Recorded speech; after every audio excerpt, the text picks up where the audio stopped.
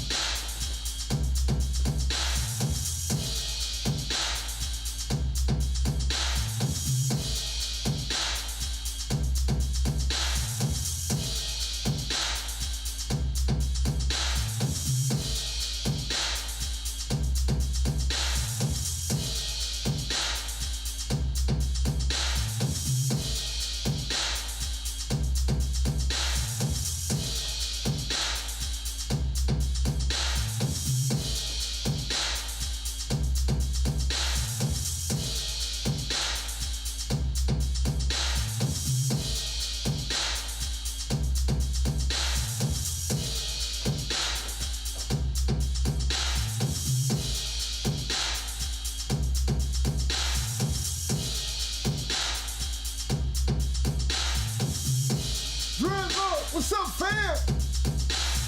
Jeremy Hunter, what's up? Michael 4Good95, what's up, fam? Welcome to the chat.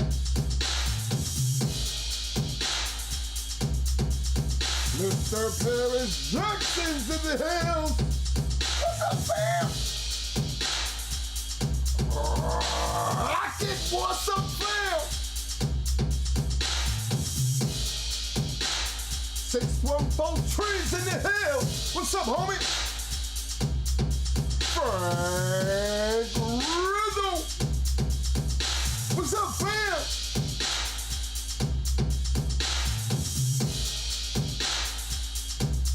The Boys, what's up, fam? Welcome to the show, fam.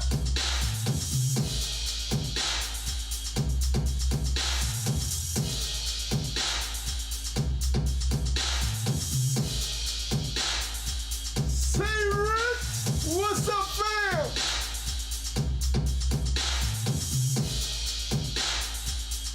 Mr. Dickie Foster, what's up, fam?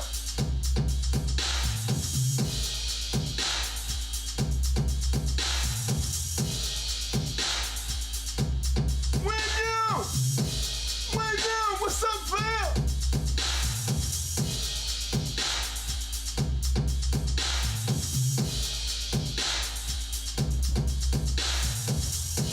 Representing the hometown of the AK, Mr. Rack City. What's up, fam?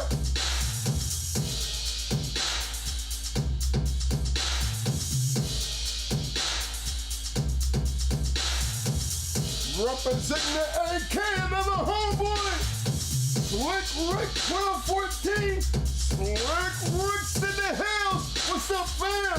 Slick Rick, homie. Pick up your hardware, fam!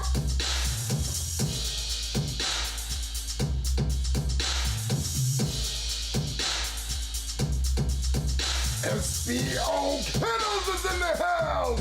What's up, fam?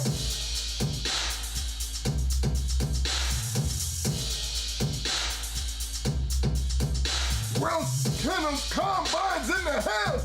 What's up, fam?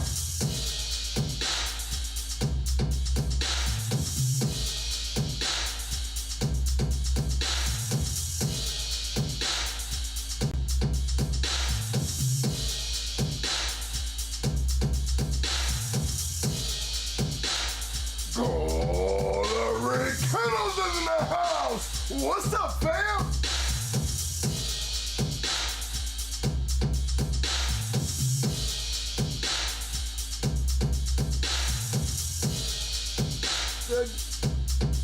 The GA boy, what's up, fam?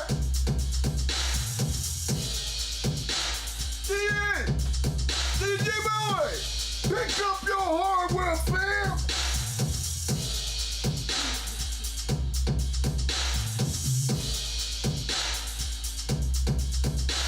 Mr. Brian's in the house. What's up, fam?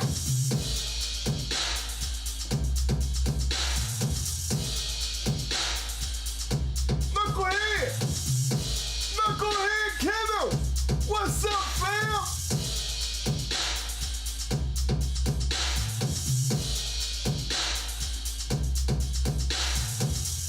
Frenchline News in the house. What's up, fam?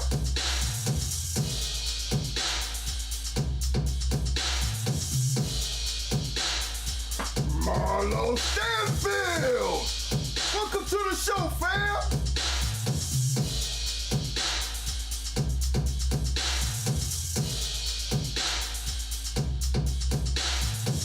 P.D. Kennels in the house. What's up, fam? Red Bobby! What's up, fam?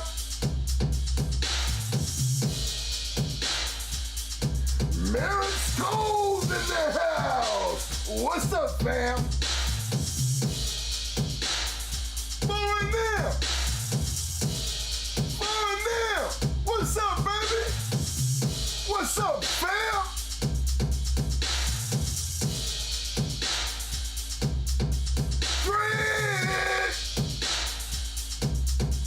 I said, Drake! What's up, fam?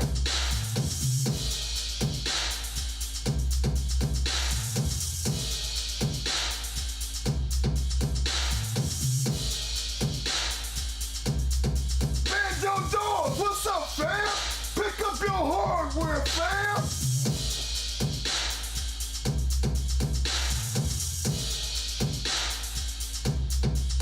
Darling Niggas in the house! What's up, fam? Hardy Dogs, Pennsylvania represent! What's up, fam?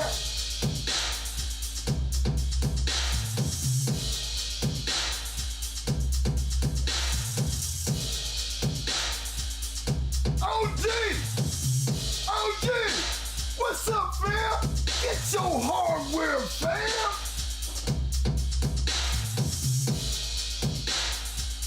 Benny! Benny! What's up, fam?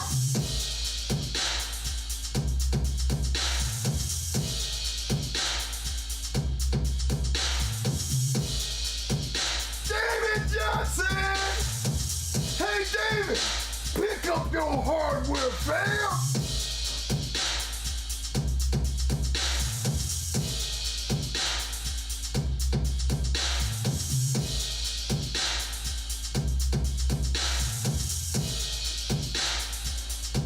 Alright, fellas, don't forget to hit those like buttons. For the newcomers, hit that subscribe. Don't forget to hit them likes. To all the newcomers, as you see, everybody in this room is damn near blue, you know what I'm saying?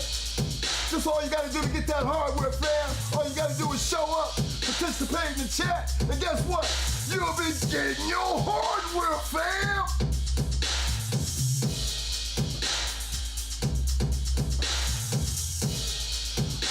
All right, fellas, we're gonna have Mr. Harold Mason in the house tonight. I know everybody gonna have a whole lot of questions, so help us out tonight. You know what I'm saying? You can always go down there and hit that super chat. With that super chat, you'll get recognized immediately. We appreciate anything you have to do today, but I hope you guys use that super chat so I don't want to miss nothing. Don't forget to hit the like buttons, baby. Greetings! What's up, fam? Green River Kennels in the house! What's up, fam?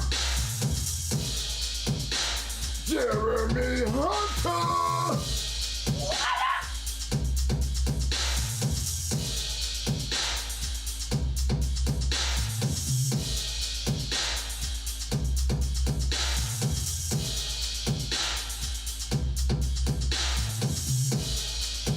In the Fort Kennels, what's up, fam?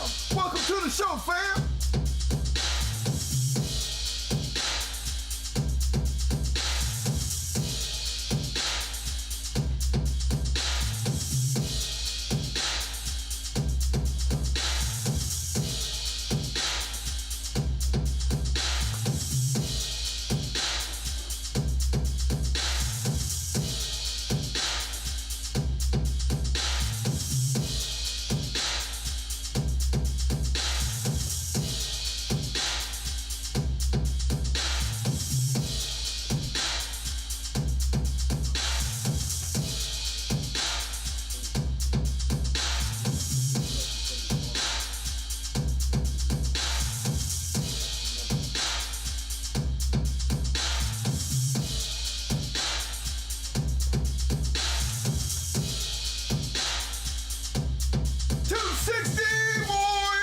What's up, fam? Welcome to the show. For those again, for all the newcomers in the house, as you know, we try to turn the whole room blue, baby. Whole bunch of sharks in this room here. All bulldog men. All you gotta do, show up to the show a couple times, participate in the chat. Before you know it, you'll be picking up your hardware, fam.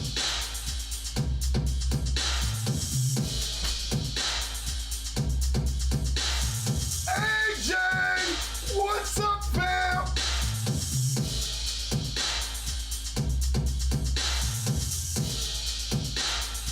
Rubber City's in the house. What's up, homie?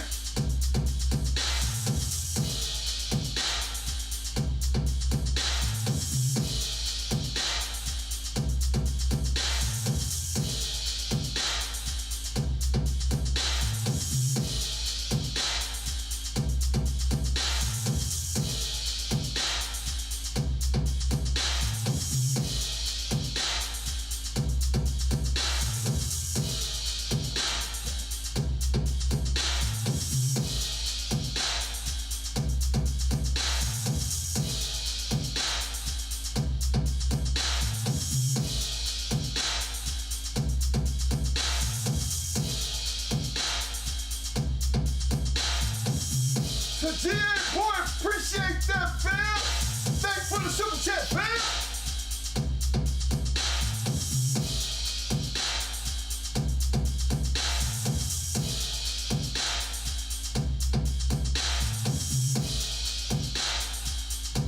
Mr. Furnace Carl's in the house. What's up, fam? Cardboard! Welcome to the show, fam. What's up?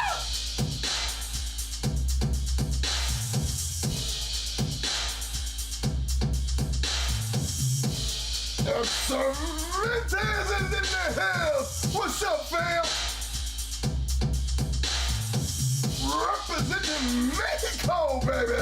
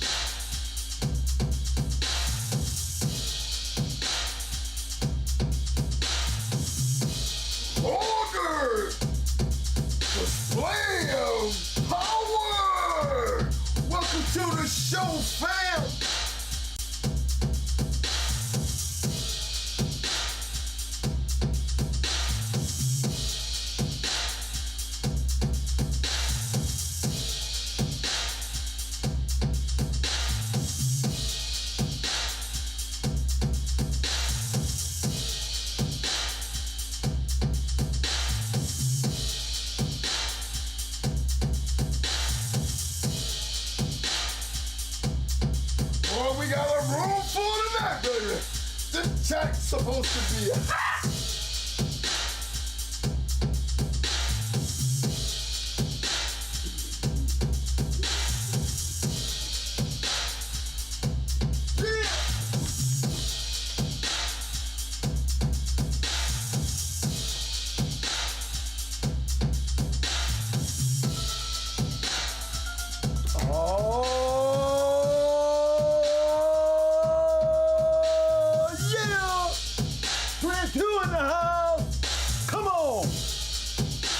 Time it is. Time to check them dogs. You know you gotta get down before you sit down, y'all. Come on. You check them chains. You give that dog that fresh water. Did you feed him? You check them collars. Did you check them axles? Did you make sure that them dogs were secure? Did you check the cameras? Did you clean up all that shit? And if you did all that, then it's time to sit down so we can get down. Come!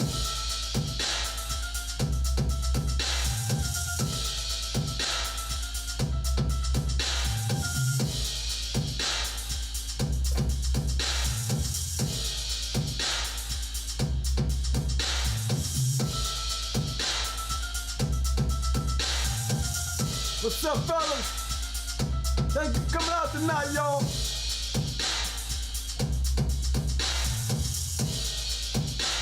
Yeah, that funky beat. Yeah. Yes, sir, it's Friday. Yeah, this is the weekend right here, y'all. What's up, everybody? Thank y'all for coming out there to the Going Hard Reloaded. On this Friday, getting a weekend. Hot Mic Friday, baby! Hot Mic Friday! What's up? Hope everybody had a good week. Hope everybody got a good story to tell, not a bad one. Everybody's safe, dogs are straight. Thank y'all for coming out. Yeah, this is gonna be a good one tonight, y'all. It's gonna be a good one tonight. Did y'all take them polls? Did y'all take that poll out? Did you check out the poll? Check out the poll, do a vote. Again, thank you, everybody. I had want to first say, I want to send a big shout out to somebody who sent some Cash App in. All those who sent that Cash App in, thank you for supporting the channel. Very appreciated. One in particular person, you know who you are. Let me be the first one to say salute. If you're in the chat, recognize who you are so I'll know who you are, so I can properly thank you, because those kind of contributions, man, to the channel, man, helps us all out. Helps us all out. It helps everything that we're trying to do here. So that was very appreciated. Shout out to you. I hope you step up there to be known in the chat, because I don't want to say your name unless you let it be known. But thank you, sir. That was very appreciative, okay? All right, fellas, don't forget, support the channel. Support the channel, hit the likes. The new guys, hit the subscribes. Pick up this information. A lot of you guys has been around. Y'all know you always carry that extra pen and paper. You know, man, in case we start shooting off some shit y'all need to be writing down. You know, this is like a classroom for the dogmen. I mean, the dogmen and women of the game. We all have one thing in common. Don't matter what color we are, what language we speak. We all have a common goal. The dogs. So let's keep it there. I'm going to always say that. Shout out to my big brother over there at 7-8 Sports. My peoples. Schoolboy. Corey, walk them down round. My big brother, Rosterman. Hey. And all my listeners and followers, guys, thank you guys. Big shout out, Pelican Bay. What's up, baby? I see you out there doing that thing, man. Keep it up, bro. I'm enjoying it. Guys out here that's got these podcasts, man. Support the podcast. Support the podcast.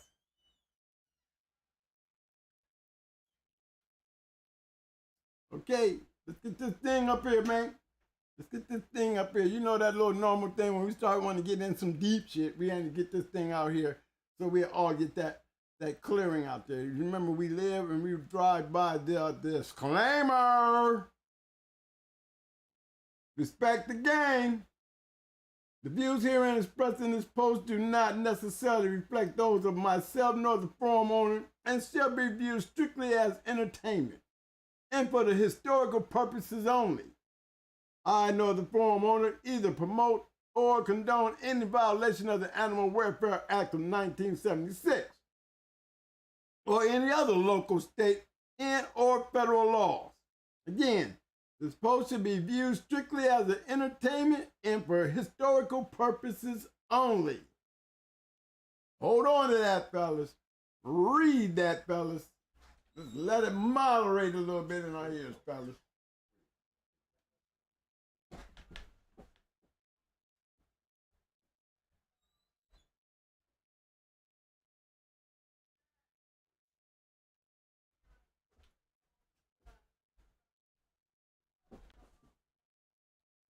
Yep. There it is. Respect the game. Everybody understand this legal disclaimer and everything? Good. Good. What's up, fellas?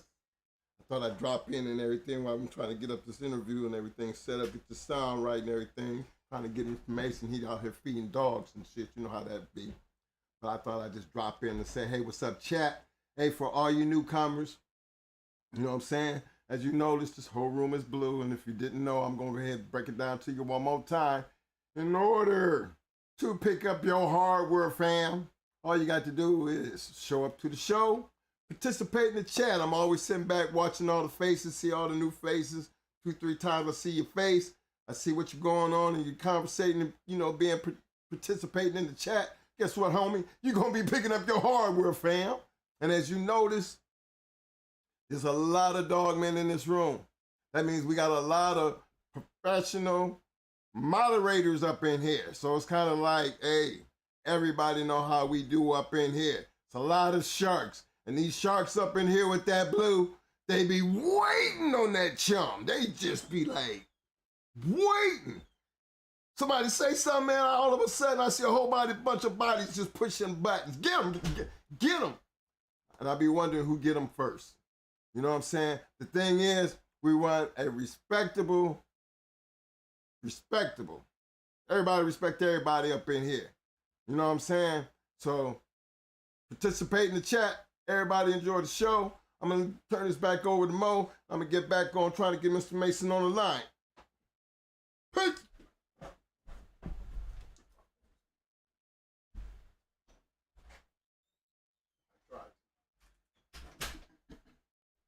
And so, I'm back.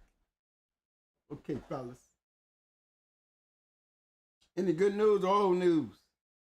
Today, just looking for some good news or old news. Let me see, I'm going to start this pedigree stuff off today, y'all, with this new thing, okay? Start this thing up here. Then I'm going to open up the show with a good one. Let's see.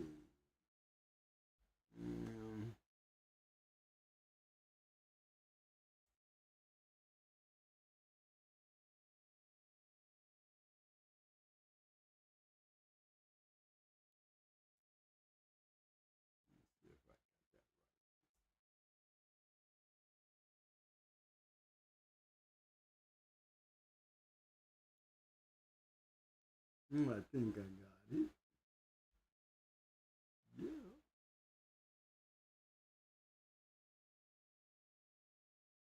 All right, fellas. I guess I would just open up the show with our host. Just waiting on him to pop up so we can get up. In the meanwhile, we're going to go tattling through some of this stuff here. We're going to start off the night with Hellcat. Now, look. Me and Harold go back many, many years. Again, guys, I always told you, you know, it's the people you get around that you hang around.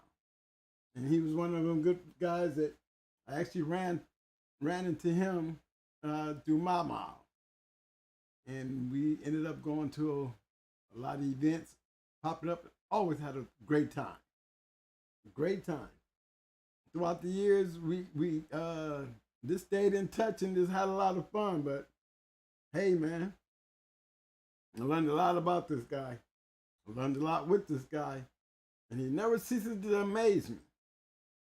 You know, his dad had to be a bad dude, and he sure had left a hell of a legacy for his son to take over. And his son did it proudly. Believe that. And for the night out, y'all gonna see that, all right? let's start off. I'm gonna start off with the feature. He's gonna be my feature dog for the day. And that's gonna be M.M.M Kennels Grand Champion Hellcat.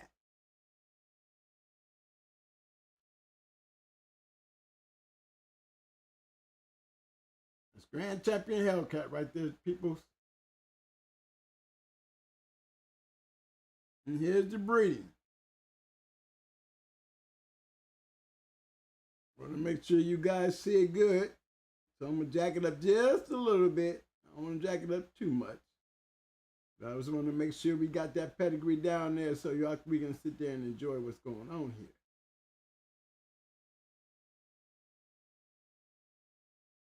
As you can see, that's a great breeding, right?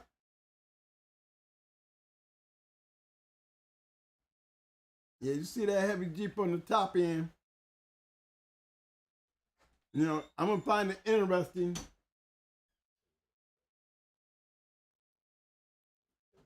Be ready, yeah.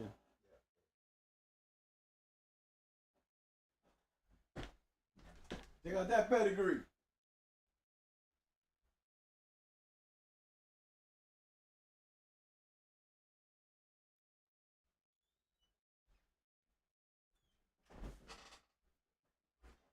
All right, y'all. I'm going down here and go. I'm gonna click on Miss K here. A lot of you guys don't know how that bottom is working here. Let's go see.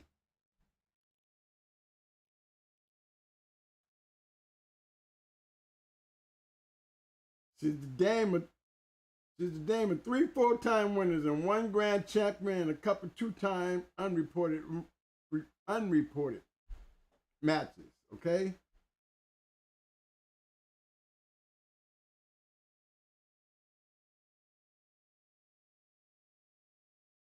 I say you add up those points, boy. She's up there with Awesome Baby and Honey Bunch, if you ask me.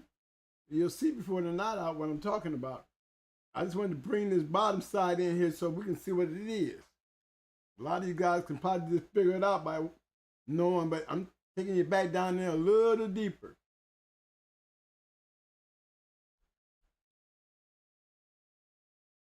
Yeah, you see all that Mayfield stuff. I'm gonna hit on down. I'm gonna hit on Donna first.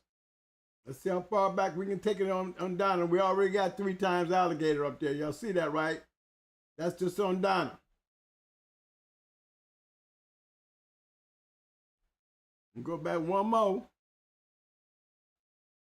Y'all talking about Mayfield dogs.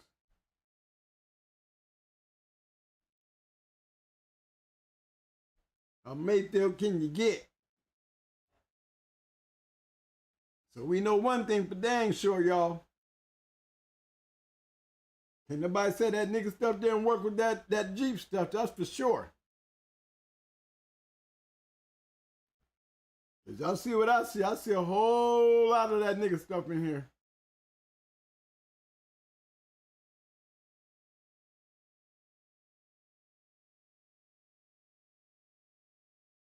All right, y'all see that, right? That's just for Donna. I'm just playing around on Donna's pedigree, y'all. Giving y'all some steady points to really pay attention to this because this is that old style of breeding. You know, when he say he be having nice purebred nigga stuff, we way back here in the back. But let's follow it back up to the front. As you can see, it's very consistent on the female. It's very consistent on the female. If y'all look at this pedigree, we can look at this female and know she is definitely all nigga. Heavy, heavy. Not just the Mayfield name, we can call this a nigga dog. Mic check, everything's still on check. Okay, I'm just making sure. Okay, now let's go check out Mr. Banks's Diamond 2. Let's see where that takes us.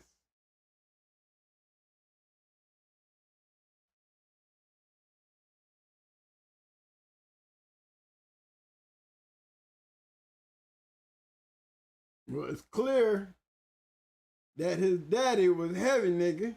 That's for sure. And then we got Jerry's Champion Sugar Baby here at the bottom. Yeah, we're going to go tab into that and see what made her such a good dog, right? See what Jerry was into.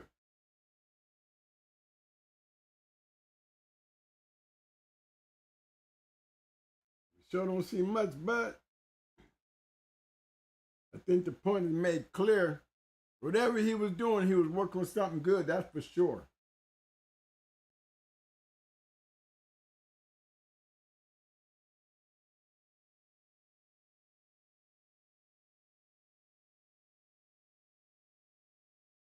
This is the bottom half of Hellcat, y'all. All we doing is playing around there on Hellcat's mom.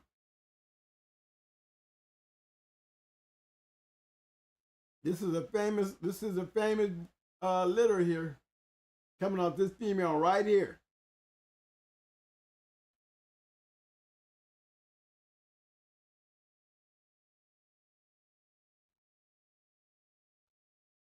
Take that and breed that back in the Jeep.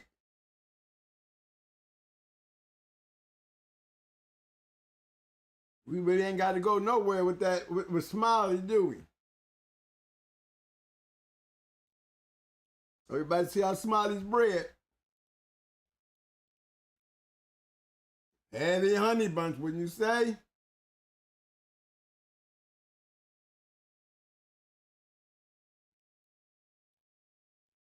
A lot of Jeep, but it's got a lot of honey bunch. I like this breeding here, fellas. It's one of them breedings, guys, that I honestly believe that we had to treat this kind of breeding like we treated Jocko and Red Boy or Yella, or like we treated the Gardner dogs. You know what I'm saying? Like we treated the Jeep Red Boy line. I think we would have had a lot of great dogs coming by way of nigga, man. Especially crossed the way this is crossed. You know, I can't say it's a pure nigga, but on the bottom side, but it's a sure enough nigga in there. They call it a nigga dog. Okay?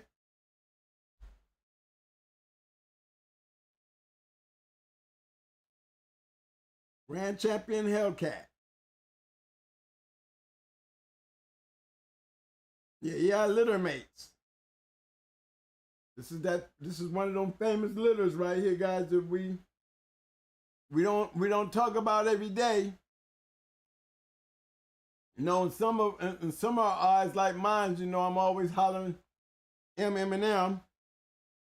M.M.M. You know, but I've seen enough work out of them. I've seen enough out of the lines. For those, you know, M.M.M Kennels, you know, they run nigga dogs. You know, there's probably a lot of interesting things that y'all gonna see tonight and hear tonight. For those who didn't know,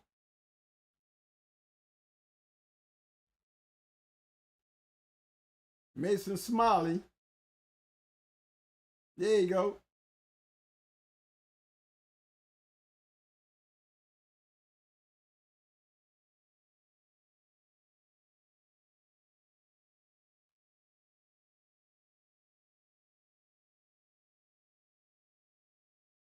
Mason Smiley. Anybody know who a littermate? Anybody know who a littermate is? It's well known.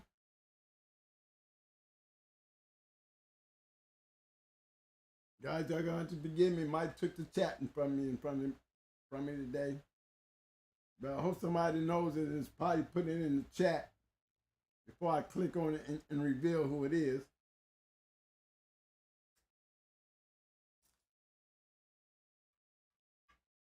Okay, y'all done had enough time to figure that out. Okay, for y'all young guys, new guys don't know.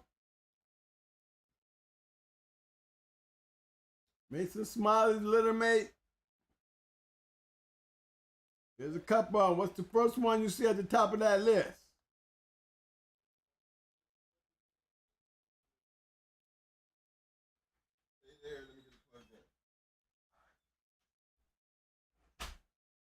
As you can see, that's right, Long's Weirdo.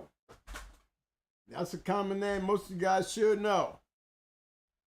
You know, you hear him, yes, Champion Smiley and Long's Weirdo, both registered mares are littermates, along with Long's aide.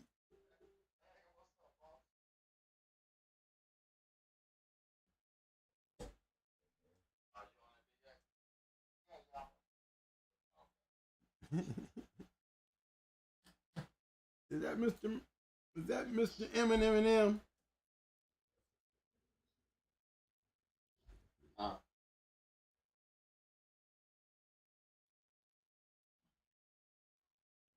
Mr. Mason, how you doing tonight, sir? Man, you know my name is M.M.M. Well, Mr. M&M? Yeah.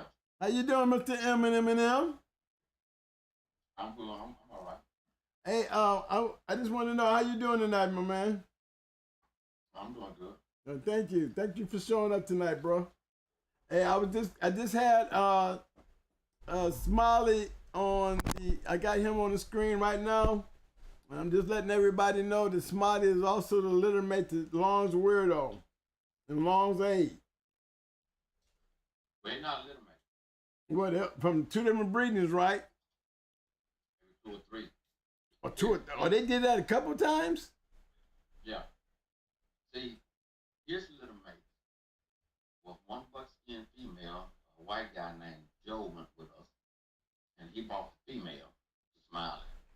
His other littermates, he had red-nosed littermates. People don't know, when he bred Jeep a lot to his sister and to his some of his daughters. Now, he has $50 up there out of it. That's why he didn't never worry about no sperm and stuff like that. And he had red-nosed dogs. But if you notice, no, the red-nosed dogs you never hear about nobody getting no red-nosed dogs, them dogs off of him. Now, off of another litter it was, and then when I bred Smile, the Jeep, Teddy Margot was there that Friday. She had just bred to him. And he was like, hey, we was getting set up in the hotel and stuff. He said, y'all want to go over here and meet? I got y'all staying at the same place. You all want to go over and meet Teddy Margot. So, yeah, we went over there and met Teddy Margot. Now, she got a little dogs off of it. I didn't. His sperm was low. He was probably like 10 years old. So after we didn't get any dogs, we went back that next 6 or 7 months later when my Donna dog that we got from Tubry came back in heat that we got. We went back then. When we went back in, he had him at the University of Georgia. He went to school, and they had been using injections on it to build his sperm up.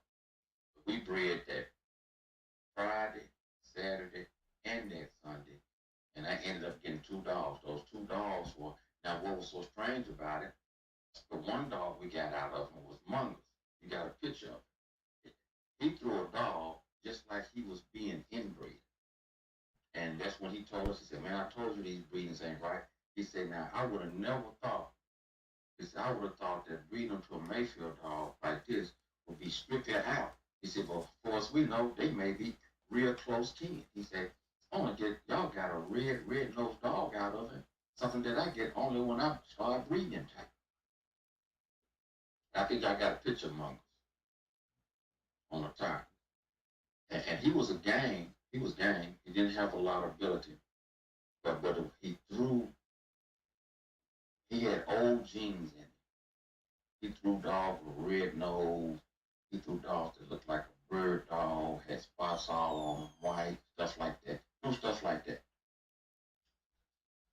No, people used to say Charlie wasn't in that litter and stuff. Yeah, Charlie was in that litter because I was breeding him and I got a dog off of Mungus that looked just like Charlie.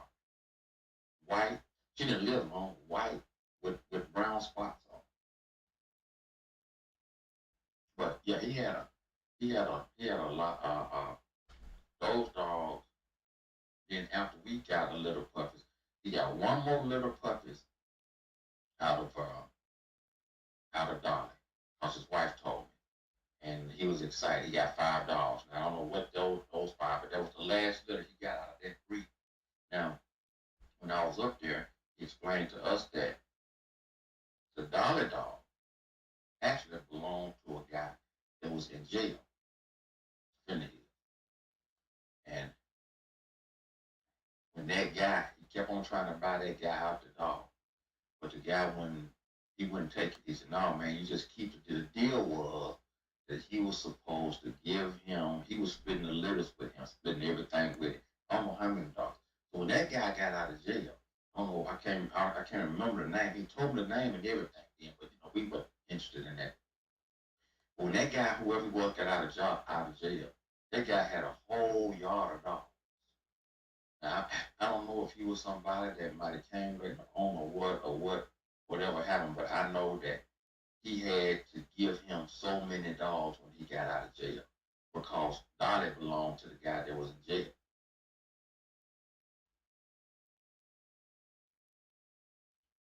He was lost. I mean, he had $50 up there on that mountain out of it. But he had never bred to a Mayfield nigger dog. He had everything else, but he said he had never bred to a Mayfield nigger dog, so that was kind of interesting to him. But yeah, we went up there and he charged us a whole lot. But my dad was a contractor, my uncle was they were, the money behind it. And they didn't believe, they said they used to always believe and get the best. And they paid for it. They said my grandfather was like that, and when you had coon dogs and stuff, he bought dogs from a guy that he was in World War II with, and they said my grandfather paid. And we talking about after World War II, man, and after the late 40s, they said my grandfather paid the man $500 for a little dog. Now we talking about in the 40s, man. That's a lot of money. But when we got ready to go up there, so my dad had about 3,000. My uncle came over and gave him like 3,500. He told my dad, he said, "Man, we know he gonna charge us more than anything." He said, "But we go pay for it. Just get whatever we need."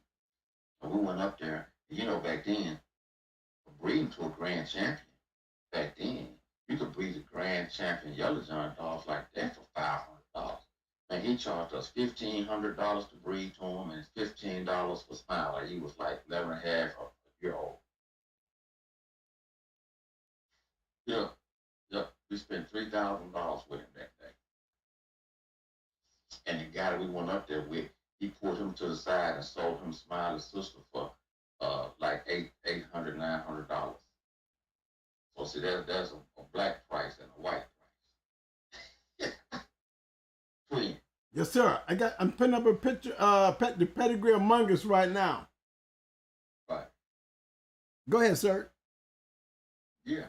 So, yeah, that's how that was. So when we came back, we had Donna. We had already bred Donna to her nephew, which is, I didn't send you a picture of a diamond too. We called him Demon too. Her nephew, we came up with that pure litter of dogs. Now they were cold, except for 1 or 2, and we gave them one that wasn't cold to another guy. But the guy told us, it was Mr. Wallace, told my dad, he said, "Listen," he said, "what I'm gonna do is," he said, "y'all breed that male y'all got to that dog." He said, "Don't worry about the being cold." He said, "Because y'all didn't breed that dog. Y'all bred them dogs to be a blue dog. All the ones behind them are good dogs. They're not suspect." He said, "No." He said, "Man, don't buy nothing else. Breed that dog to that dog." And we bred Kay when she was 13 months and SMILEY was 16 months. And shit, man, and the rest was history. When that litter hit and started coming up. Hold on. Before you go too far, you said that Smiley was 14 months. 16. 16 months. 16 months. Uh-huh. And Kay was 13 months. We made that breed. So look how many of them dogs we had. See, then after that, I come back with Smiley. You know, I already had Kay, she was coming up. So by that time is when we went and bred back to Jeep, and I had Mongoose and Beauty. You know, that was 6 months later on. You see what I'm saying? See, we got him. He was like 11 months to a year old when we got Smiley. So see, when he hit 16 months, Mongoose and Beauty were basically just hitting the ground. Yeah, so it was. Yeah. So that was when you bred. Now, Mongoose came from Jeep and Beauty, right? No, Jeep and my nigga dog, they, Mongoose and Beauty were little mates. Oh, they were little mates. Okay. Yeah, I got two of them.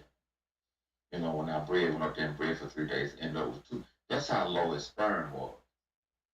You know, when I bred right after Kate and Mama, I didn't get anything. You know, and he kept saying, "Well, send well, it was Katie, and they had a little thing. He said, send one of them pure nigga dolls off of up here when they come." We had a couple of females. Send one of them up here. Send one of them up here and breed.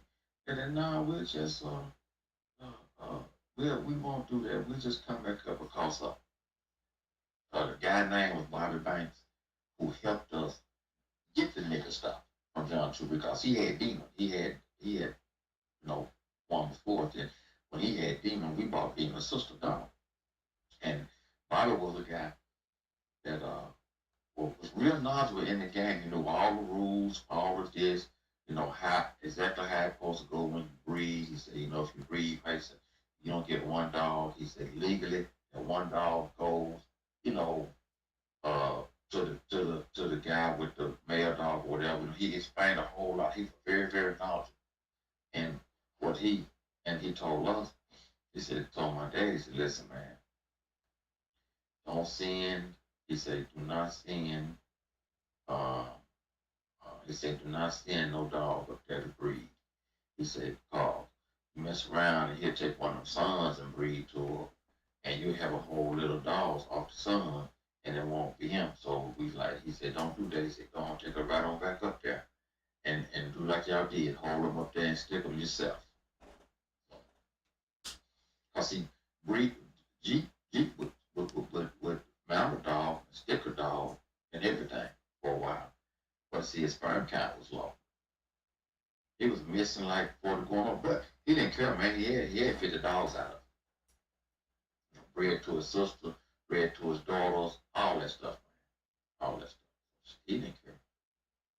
He said he wasn't concerned about no sperm. He said, look at all these dogs. So, you know, shit, that was understandable.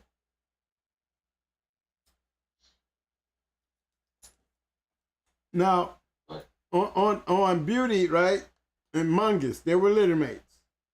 Yeah. Now, talk to me a little bit about the tuber like Donna and them. How did y'all get a hold of that dog? No, Bobby Banks was at a place in Louisiana, and he had a dog called Chopper, some old blood he had got, and something happened in order to the show didn't come out right and stuff like that. So John Tooby said, hey man, I got a dog I gotta sell you. He said, I got some real good stuff, and I've been breeding this stuff for a long time. Then he said, and it'll get down. He said, so come on over here and buy one. And he went and bought Demon too, and he did good with Demon too. And so in 1982, I think it was, on my birthday, my dad had bought, we went and met John Tooby, and my dad bought Don. And then that's how we, that's how we kind of started with that. You know, Jerry Owens stayed up here about an hour from us, and he was already, introduced to John Tooby and stuff like that. And then Jerry and Bobby knew each other real well, Because actually he had a little mate to Donna and Demon, but he had died or something, so he already had the bloodline. He already had the bloodline. So we got it. Got the agreement. Got one of her nephews, bred back to her, made them tight dogs, and it took off. And now, and let me tell you something. Kay was cold, and later on there was a black guy up here named Michael Evans, dead now. Michael Evans was a guy that was in the game years before anybody thought. Michael Evans had used to be with Chicken Sam, the black guy down in Texas they talked about. Black guy that had all the garbage rights to some little town in Texas. He was like a pimp. They called him Chicken Sam. Win. Did a whole lot, had a lot of good animals. And also, he used to hang with Bobby Hall. He used to be with Bobby Hall all the time. And I was in my dorm room, and I said, I called Mike. I was looking at the journal. He said, I said, hey man, what else do we need? He said, yeah. He said, the nigga and Jeep stuff look real good. He said, I was down there with your dad today. I said, I like the way they call it. He said, that's what you need. He said, find you a pure red boy dog. He said, that's all that nigga stuff needs. It's crazy. He said, the red boy stuff is out on the coast and stuff. He said, the red boy stuff is game. They've been breeding it a long time. Pretty game, pretty smart. He said, but it does not have the records that an alligator dog had. You know, the alligator dog game. So they're stupid. They got one thing. They might not have the other end in them and stuff like that. Then you might get a complete. And he said, so I looked through and I found this guy named Michael George. And I called him. He said, hey man. He said, yeah. He said, I don't have no dogs out there. I don't even know nobody out there. If I tell you what, on Thanksgiving, he said, come on down here. I'm going to be doing a little something. He said, I'll give y'all a deal that you can't refuse. He said, because I don't want to settle no more. I ain't going to settle for my dog's crying. I'm going to about the head. So we went down there, and it was, I didn't send you a picture of Bullet Girl, but I'm sure you probably can pull a Pedigree up. Bullet Girl was down off of Michael Joe, off of Triple R Red. And she come off of he did 2 brother-sister breed. And we got a female off of that. And we took that, came back, she got of age. We bred that to the nigga stuff. And that's the only way that we bred her. The only other way that I bred her is when I bred her to Mongols. Because Mongols was off of Jeep and Donna. So there was a nigga Jeep cross with a pure red bone bottom. No, like, you know, I run to guys, they talk about this red boy stuff and this and that, and they looked at me and tell me something about red boy. So I said, man, I bought a red boy dog in 1982. Where was you? You know, most of them, some of them wasn't born. Most of them was in grade school. You know what I'm saying? Right. On certain things. You know, out here where I live at, these guys were kind of dealing with some local stuff. You know, Mike Evans and a few guys had imported stuff. But man, these guys had never seen a Jeep dog. They didn't know what a red boy dog was. None of that stuff. Now after we did that, they all started trying to import something. And John went and bought him a so-and-so and all that old kind of stuff. You know what I'm saying? Mm-hmm. Yeah. After that litter started doing what they was doing, because see, half that litter was put down first, man, when they was like 18 months. You know, they was like 18 months. You know, starting them off locally. You know what I'm saying? Mm-hmm. And the people say, well, y'all can do that around here, but you can't do it out there on that strip. They got something for you. Shit. When they got old enough next year, shit, we went straight to the strip. You know. went straight to the strip, you know. And it was a lot of stuff just like when we went to see Pat Carr. We went down there to see Pat Carr. She started laughing. She said, we was here and there, and then we got an invitation. Somebody said, well, I know Pat. And, Pat said for me, for y'all to come down and visit. So we went down there to visit. And we drove up. She started laughing. She said, that's a what? She said, everybody think y'all some white guys. All that winning that's going on in them champions, everybody think y'all white. She started laughing, but we had a ball. She told me, I guess I should have had a tape recorder also. She let us in on, man, she told us so much stuff. Maurice, lied about a lot of this. He took most of that stuff to his grave. He was this and that man. She said, I don't know. She said, I don't know.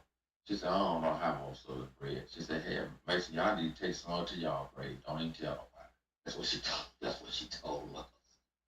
Wow. So there was a lot of stuff going on, man. Then I met I met Roger Finn. Roger Finn was one of Maurice Carver's yard boy at the time. When we left there, she said, go down there and visit Roger. He don't stay far. We went down there and we talked to Roger. Of course, in Roger's mind, he was the yard boy that used to get dogs out the litters. To him getting them from Maurice Carver, where his mind, there was no other type of dogs. You understand what I'm saying? And so he came to me. He said, man, I hear y'all doing real good. He said, I'm going to let you in on something. He said, there's a man down here. He said, he got a nice yard. He said, he got a real nice yard. He said, now some things I can't tell, I won't tell. He said, he got a nice yard. And my dad said, well, what you trying to say, Roger? He said, the yard he got is off of Little May's sister, the Honey Bunch. Now, how many people out there ever knew about any Little May's the Honey Bunch? You ever heard anybody talk about one? No. Yeah. He told us about the litter.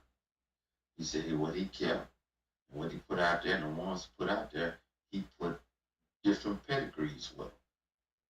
Now, and this is why I kicked myself back, because I didn't go back.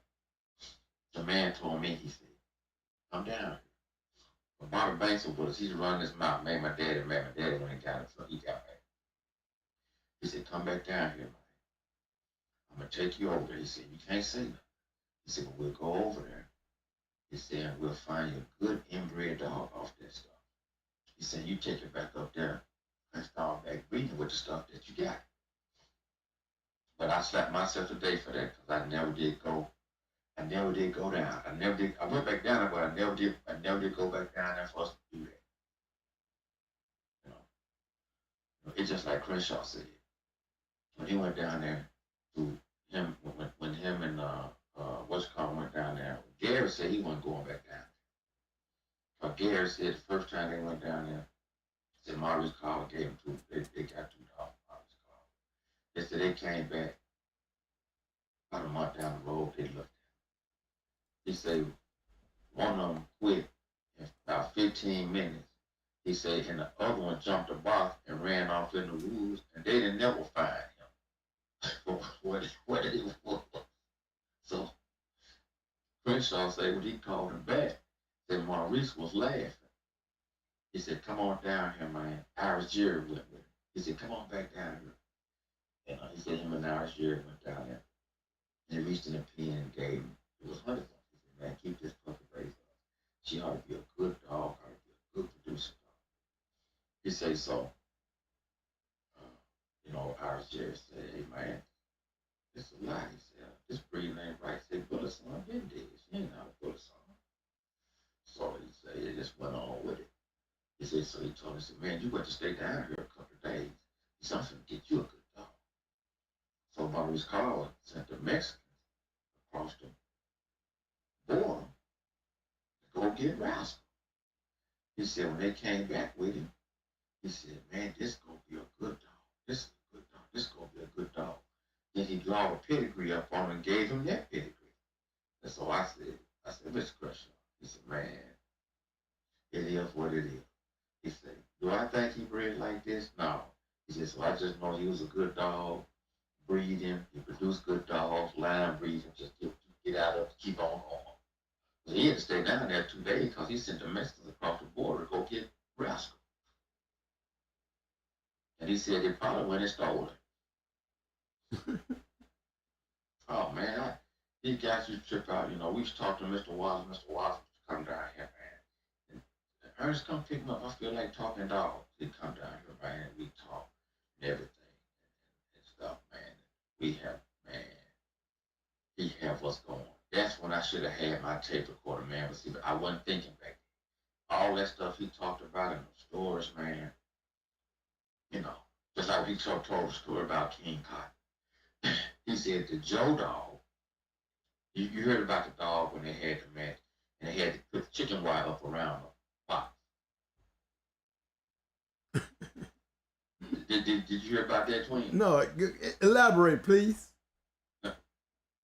Joe was a white dog. King Cotton was a white dog. Joe was a dog that somebody had got that was real bad. And he was winning everything, but he was a bad people biter. So Mr. Wallace said, they went to Chicago. It was real big. It was one of them shows, man, where the guys came out, had the double-breasted suits on, and you know what I'm saying? Mm-hmm. It was something like that. So he said, he told us, he said they had King Cotton out there in the shed, in the kennel, with a guy outside the shed with a double-barrel shotgun. He said it was like that. He said Joe was a dog that Mr. Corvino, he said, that was a dog that wasn't supposed to go nowhere. He said Mr. Corvino had dogs in one pen that he sell and stuff, and he had dogs in another pen that was his private dog. So what he said was, when he was getting on a plane going somewhere, he ran back and told his son, hey, go send so-and-so this dog. He already paid for it. So when his son went back, his son went into the wrong pen and gave the dog to that man, and that was the Joe dog. So Mr. Wallace said when they got there, they had a box with wire all the way around it up to the top fixed, and they gave the referee a club. He said, so when they got ready, he said he came in with King Cotton. He said King Cotton over there shaking hands with him in the corner, you know, like that. He was real small. He said, and when the boys came in, one had his back end and one had his front, and they had a hood over his head. So the guy said, hey, I'm gonna get in here, man. I'm gonna take this hood off his head, man. I'm gonna release it. He said, okay. He said, he ran in there, other put him down, the other guy ran. Judge said, he took that hood off his head, ran out, and the other guy let it go. He said, ran over there, man. I forgot how long he was. He said, man, I said, what happened, Mr. Wallace? He said, man, listen. He said, when King Cotton got through with him, he said a 5-year-old could have walked him out of there with nothing but a piece of string tied around his neck, and he wouldn't have broke it. He said, man, King Cotton tore him up. You know, and that was back in the day, you know. That was probably, man, back in the 50s, late 40s, 50s, somewhere along in there, somewhere up in there. And I think he said that thing was like a big time professional boxing match, man. 20 some stacks, something like that. Wow, back then? Back then. He said, man, the people that was there, man, he said it was like a boxing match, man. It was in some type of arena. And she said the guys came in with double-breasted suits on and everything. All kinds of stuff. Gentleman's game. Yeah. Hey, I got a question for you. One of the guys asked a question. They wanted to know, I wanted you to elaborate more on the honey bunch litter mate thing. And listen, on that, Roger Field just told us that, you know, Carver kept what he kept, And the rest of it, he did like he normally do stuff. He stuck different paperwork with him. Now Roger Finn knows a lot of secrets because he was his yard boy. Really just like Mr. Ray Long. Did I give you a picture of my dad, Mr. Ray Long? Yeah, I got Dad it. Hold on. And Ray Long was real tough, was real close. Ray Long used to call Dad, come on down here, Ernie. Shit, that's goddamn Ray. I got to come to Texas. Well, shit, you work for yourself. Come on down here, shit. Let's hang out a little bit. He had a damn King Cab Nissan, man. He'd drive up and look like that son must be stuck in third gear. Ooh, goddamn it, he put a stick out of his mouth. Right? He tripped. But he said, Maurice used to call him sometimes and say, Ray, come on over here. I bred to your dog when you was going to work the other day. This bitch was in the heat. I didn't know how long she been in the heat.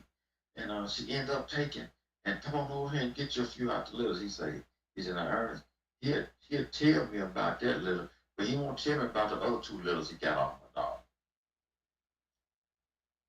So he said, I can't tell you what Maurice called and got off my dog. You understand? Wow. It was just, man, that's just the way they was. Yeah, that's just the way they was, man. Mr. Wallace said, he said, let me tell you something. He said, these old dog men that we ran with, he said, they were some of the biggest dog thieves in the world that you want to see. He said, he's some of the biggest dog thieves in the world. And be just as nice as him with the biggest thieves you ever want to see. Okay, I got I have a super chat from Prentice Carr. He's asking he's asking, what did y'all do with the last Mr. Long's yard? But we bred some of it and didn't tell nobody. Ray Long, there was a guy with us named Morris Bone. And he loved Morris. Morris was one of them guys, a professor type guy. He was a guy, man, that was in school, that was supposed to be a doctor, and he dropped out of school to take care of his grandma. And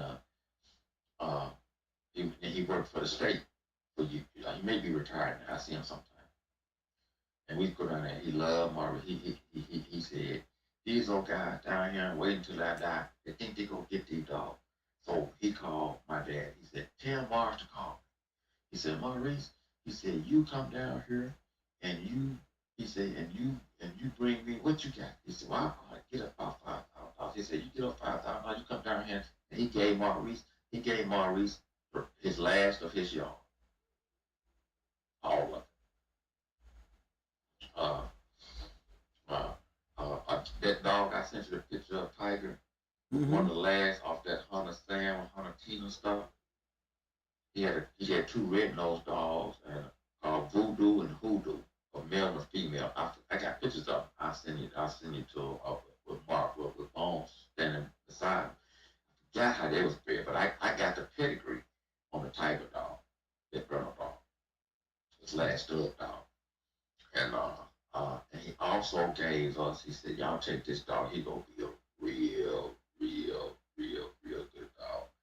He was a pure, I'm trying to think of what he was. Oh man, what was his name? I'm trying to think of what, I don't have a picture of him either. He was a pure Zeke dog, top and bottom. Some old, we had to, I didn't get the pedigree on, but I'm seeing old Zeke stuff, top and bottom. We won twice with him. And guess what happened?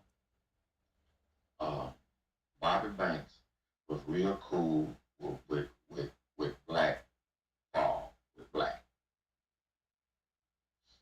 And what happened was, we was down there and I had Smiley and Bobby was dealing with Ray and Black down in Louisiana. R.A. Fall and Black Fall. They went on Mr. Duhar yard and got Bobby Banks a double bred dog off of Pistol Pete. A dog bred like Smiley, but was off of Pistol Pete, bred back to his door. It's real good. They took that dog took that pure Zeke dog and bred that pure Zeke dog to that dog, and she had some puppies. Well, they had to do a C-section. My grandmother was real tough. Let me tell you something, man. My mother and my grandmother probably bottle raised dogs more than some of these dog guys ever had on dogs on their yard.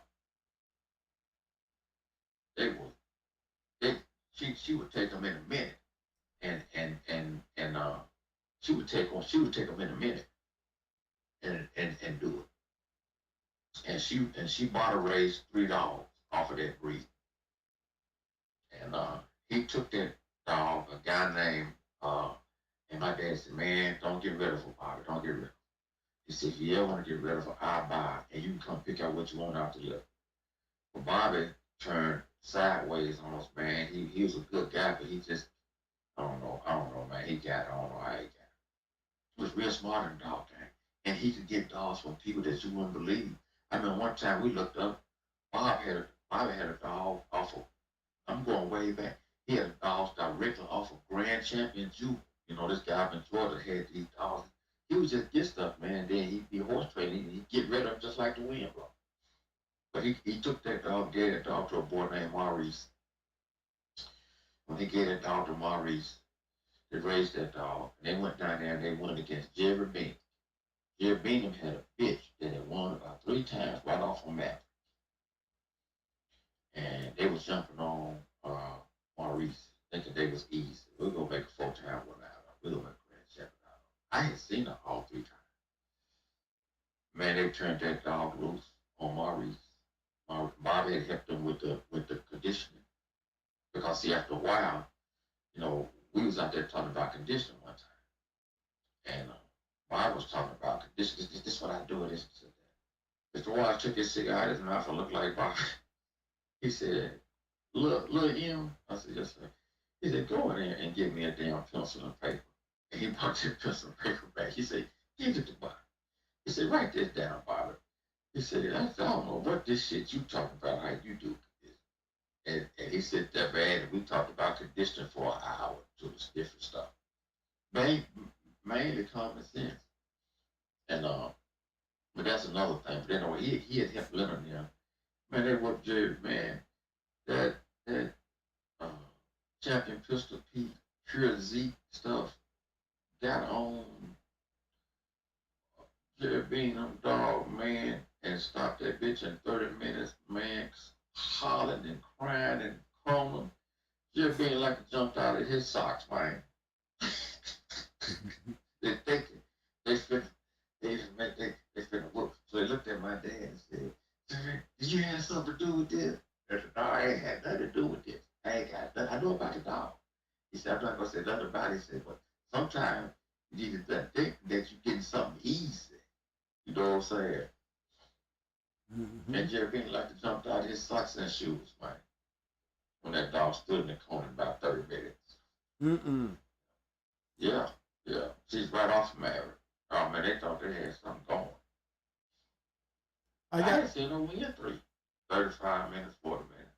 But she ain't never had that on her. Wow. She ain't never had that on her, man. And she didn't want no more. She stood right back in that corner and said, I ain't going over there. So, yeah. Hey, one of the guys asked, do you think that Honey Bunch was off of Ironhead? No. Well, let me tell you something. I knew Robert Crossman. Robert Crossman, man, was the guy that did wrestling for us sometime. Robert Crossman was the guy that inherited Bert Klaus's yard. He was Bert Klaus's yard boy. He was 14, 15 years old, on up until Bert Klaus died. You know, Bert, he was working for UPS. He said Mr. Bert Klaus was the one that got him the job at UPS driving. And see, by that time he wasn't really in the dogs. He had a few, but he had gotten the Greyhounds with me. He in that now, but he got the Greyhounds. And he used to be the boy. He used to be the little boy at the shows with Mr. Hemphill, Mr. Housel. You understand what I'm saying? All them guys, Maurice, you know, all the more guys. He was the little boy that was there when he was 13 and 14 years old. And the cars would be there. And he said one day a guy came in, they was at a show somewhere, they was all in a hotel out there where they were born or wherever they were. He said, and the guy came in there and told him, he said, man, I'm not breathing the iron head no more, Maurice. He says, second time I done got a goddamn little curves off of him. He said, he ain't throwing worth a damn. And he heard it 2 or 3 times. So he said what he thinks he should was, Maurice loved his pedigree. Because now he was big on this. He said Maurice loved his pedigree. But Maurice had another dog that he looked like. And that was throwing real good. And Maurice would throw his pedigree. It's just like, man, Stomp Bernard was bred by a black man in Chicago. And it kills me that people don't know that. But you talk to them guys up there like Buffalo Soda and all that, they can tell you about the whole litter of it. He was the only dog that turned out the litter.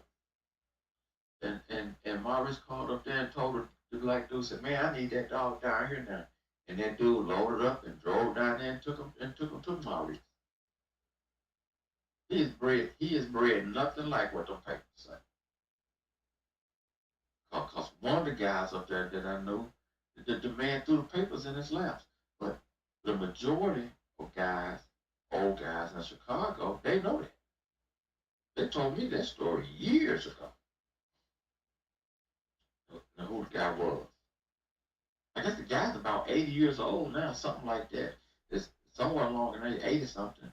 And he's still around. He said he had a big machine shop, you know. Made a lot of money.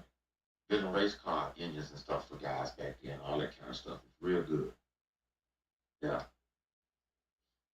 Yeah, I'd like to give excuse me, M.M.M.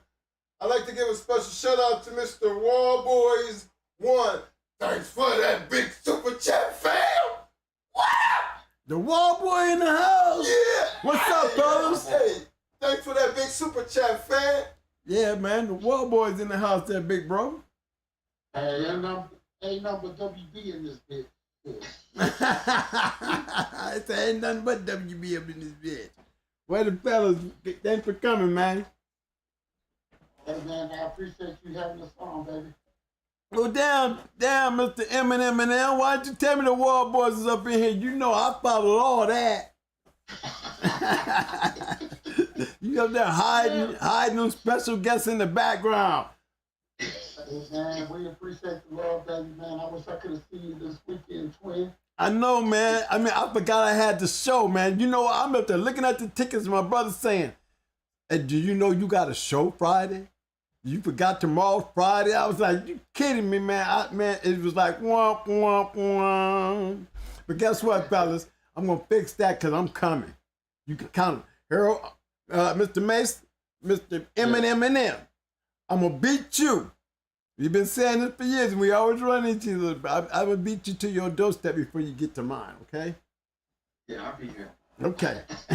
And don't forget the Wallboys and all my other boys out there. You know what's up. We got to have another kick out, okay? Yes, sir, man. Anytime, baby. Hey, man. Anytime. It's my pleasure. Well, I got y'all on the line, man. Come on, man. Introduce the Wallboys and what they about, man, so I can pull up some of that stuff there, man. Tell the story about them, man. Come on now. Go ahead, Harold. Go ahead and kick it off. They had started doing some things and was getting in. And people were selling them some trash. And my friend, our friend, who passed away about a year or so ago, Carlos, you remember Carlos Field? Dr. Kemp. Yes. Yeah. So he said, hey, He had Red Ace, his little mate's sister. Let's help them out. I said, okay. You know. So my dad had passed away, you know, and I had closed one yard down. I had sent a lot of dogs to certain places, you know. I had gave my buddy down Louisiana, Marcus Young, that had the troubadour stuff, you know. I gave him a little mate to Blackfoot, a couple of females that was double triple bred off of Smiley. he did real good with his stuff.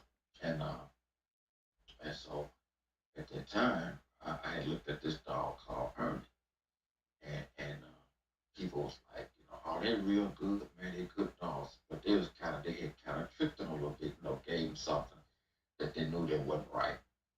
So Carlos said, man, come on, let's help them out. I said, okay. I said, I got some. I'm gonna put it in hand. So I put Ernie together, and they was going in the big old, and they knew Wesley, all them, and went down there.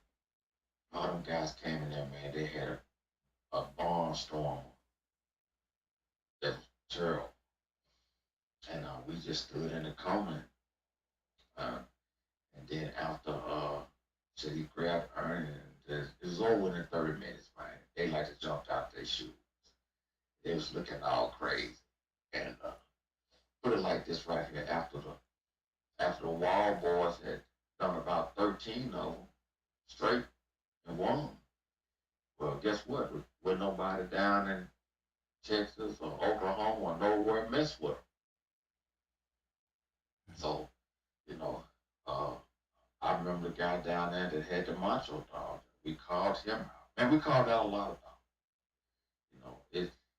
It's just like when we had a little special thing, man, that time. And remember, I went in the Barracuda. Remember that? Yes, sir. Yes, sir. Wasn't I there? So wasn't I there? Yeah, I think you was there, wasn't you? I was there. Yes, I was. Kicking it with your buddy there. We had a ball up in there, man. Yeah. Yeah, we had that night we had some of the best top dog men in the country. And we seen some of the top dogs in the country. Yes, we did. And, the one that stood out to me that night was Windy City Combine. I believe it was Billy Chester's smash dog. Yeah, when he went in the Twister, yes, yeah, right. Twister. Right. I ran up there and bred the Beetlejuice after that show, man. Yes, I did. Okay. Yes, I did. I ran up to Windy City and played in his yard after that fight. Even though he lost, that was a hell of a match, sir. It wasn't a band. Man, yes, sir. Yes, sir. That's for the books. And I don't think, we were grateful enough to fall under Mr. Mason's wing. He took us under. And, we're a bunch of pretty much young kids, And he kind of directed us, and put us in position to play. And for that, we will be forever grateful on that part. So my respects to Triple M, the family, what I'm saying? And there's a lot of other channels that has helped us, get to the level, where we wanted to be at that moment. You know what I'm saying? But we appreciate all them guys, and I'm not gonna mention no names, but you hear my voice, you know who I'm talking to. You know what I'm saying? we ain't gonna. Hey, I got champion Ernie up here, y'all. I got his pedigree. I had his picture up. Now I got his pedigree up. Yes, sir. Yes, sir. Look at that, y'all. Look at that. So when Harold had brought Ernie down, like Harold had said, he had worked him, brought him down to us, and it was all pretty much short order. You know what I'm saying, with him. But luckily, we were blessed. We got into the dogs because my brother, Forrest, you know who he is. You know what I'm saying? Mm-hmm. And shit, he put us on. You know what I'm saying? With Mr. Mason and a good group of guys. You know what I'm saying? And I'm forever grateful, man. This is a fraternity that you can't find, man. I mean, your word is your bond, and that's just what it is, bro. I got a question, man. When you was when y'all fell into that wing, did he give you those conditioning? Because y'all went on a run that was a terror run. They said, damn, we thought we got the damn M.M.M out the way, And then they come in with this second team. Oh, y'all don't want to go in M.M.M? Okay, then I got something for you. They'll come through there with them M&M dogs. So I was wondering, y'all conditioning looked mighty damn good back then. Was he giving y'all some secrets too? Well, you know, he's the one that brought us up, man. And like I said, man, I was, you know, I started young, you know, I'm speaking on my behalf. You know, I started when I was 14 years old, you know, and Mr. Mason took me under his wing. And, you know, he's the one that showed me. So anything that I accomplished, I want to give my credit to Mr. Mason. So I don't want the recognition. You know, I pass it on to my mentor. You know. Salute. So hey, I got a question for you, War Boys. Hey, Dog Money says, ask the War Boy about Cash Money's Beast. Yeah. Cash Money. That's yeah. That dude right there. He's a good guy. He's a good guy. I respect him. He was I believe at that time I never did see him.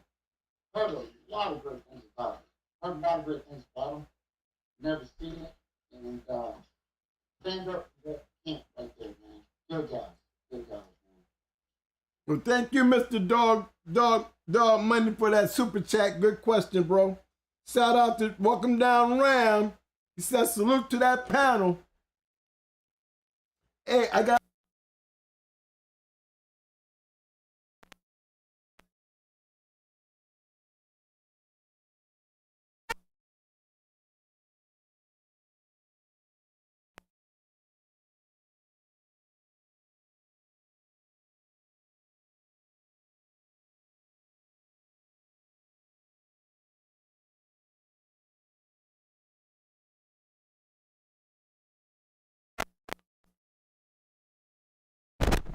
just making sure we got sound because for a minute we lost sound. Hold on. Okay. Mic check. Mic check. Okay, I'm gonna go back there and ask that question again. I'm sorry, everybody out there can hear the question that I asked. What I asked him was, I'm looking at Ernie and y'all see his pedigree.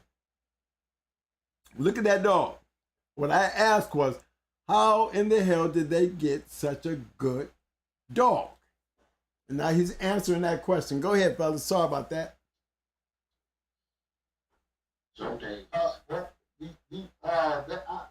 From what I can recall, that's about the time when that breed was made by Mr. Ernest Mason Sr. Go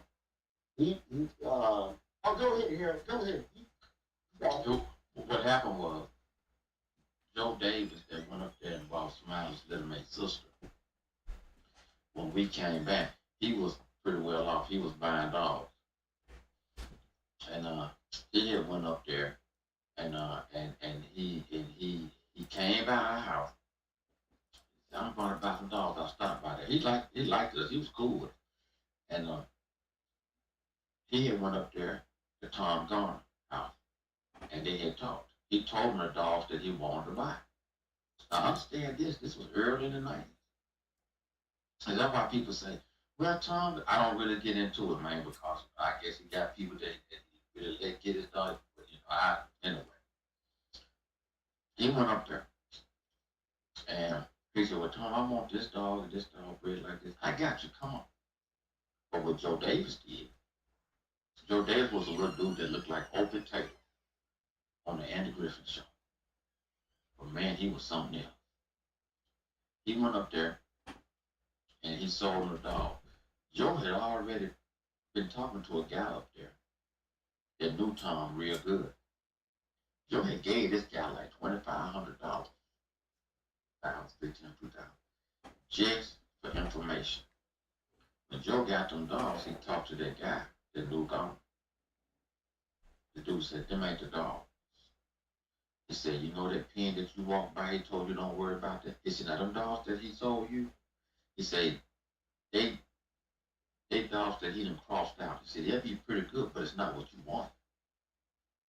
So Joe went back and took them dogs, put them dogs back in the pen, and and knew which pen to go to get the dogs out of that he originally told him that he was selling. And when Joe got back down here, Garner called him and said, man, God damn it, I got you for stealing and all this and all that. He said, man, I ain't sold nothing. He said, I just got the dogs that I was supposed to get in the first place. Hey, you better not come back up here. God damn, I'm gone.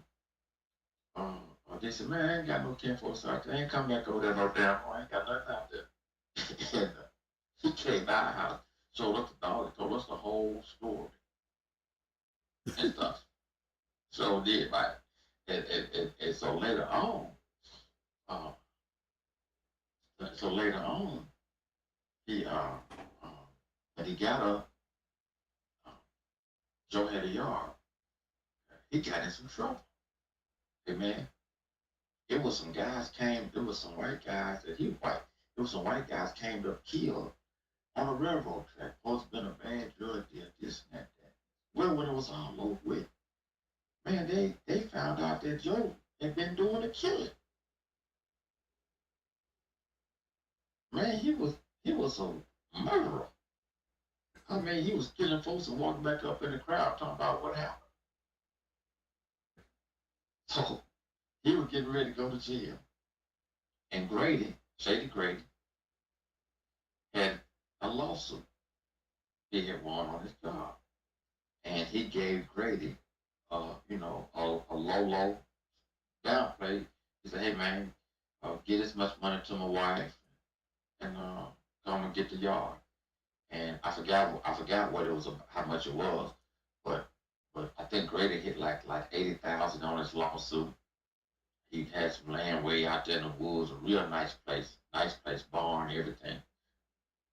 And he went over there and bought the yard before Joe went to jail.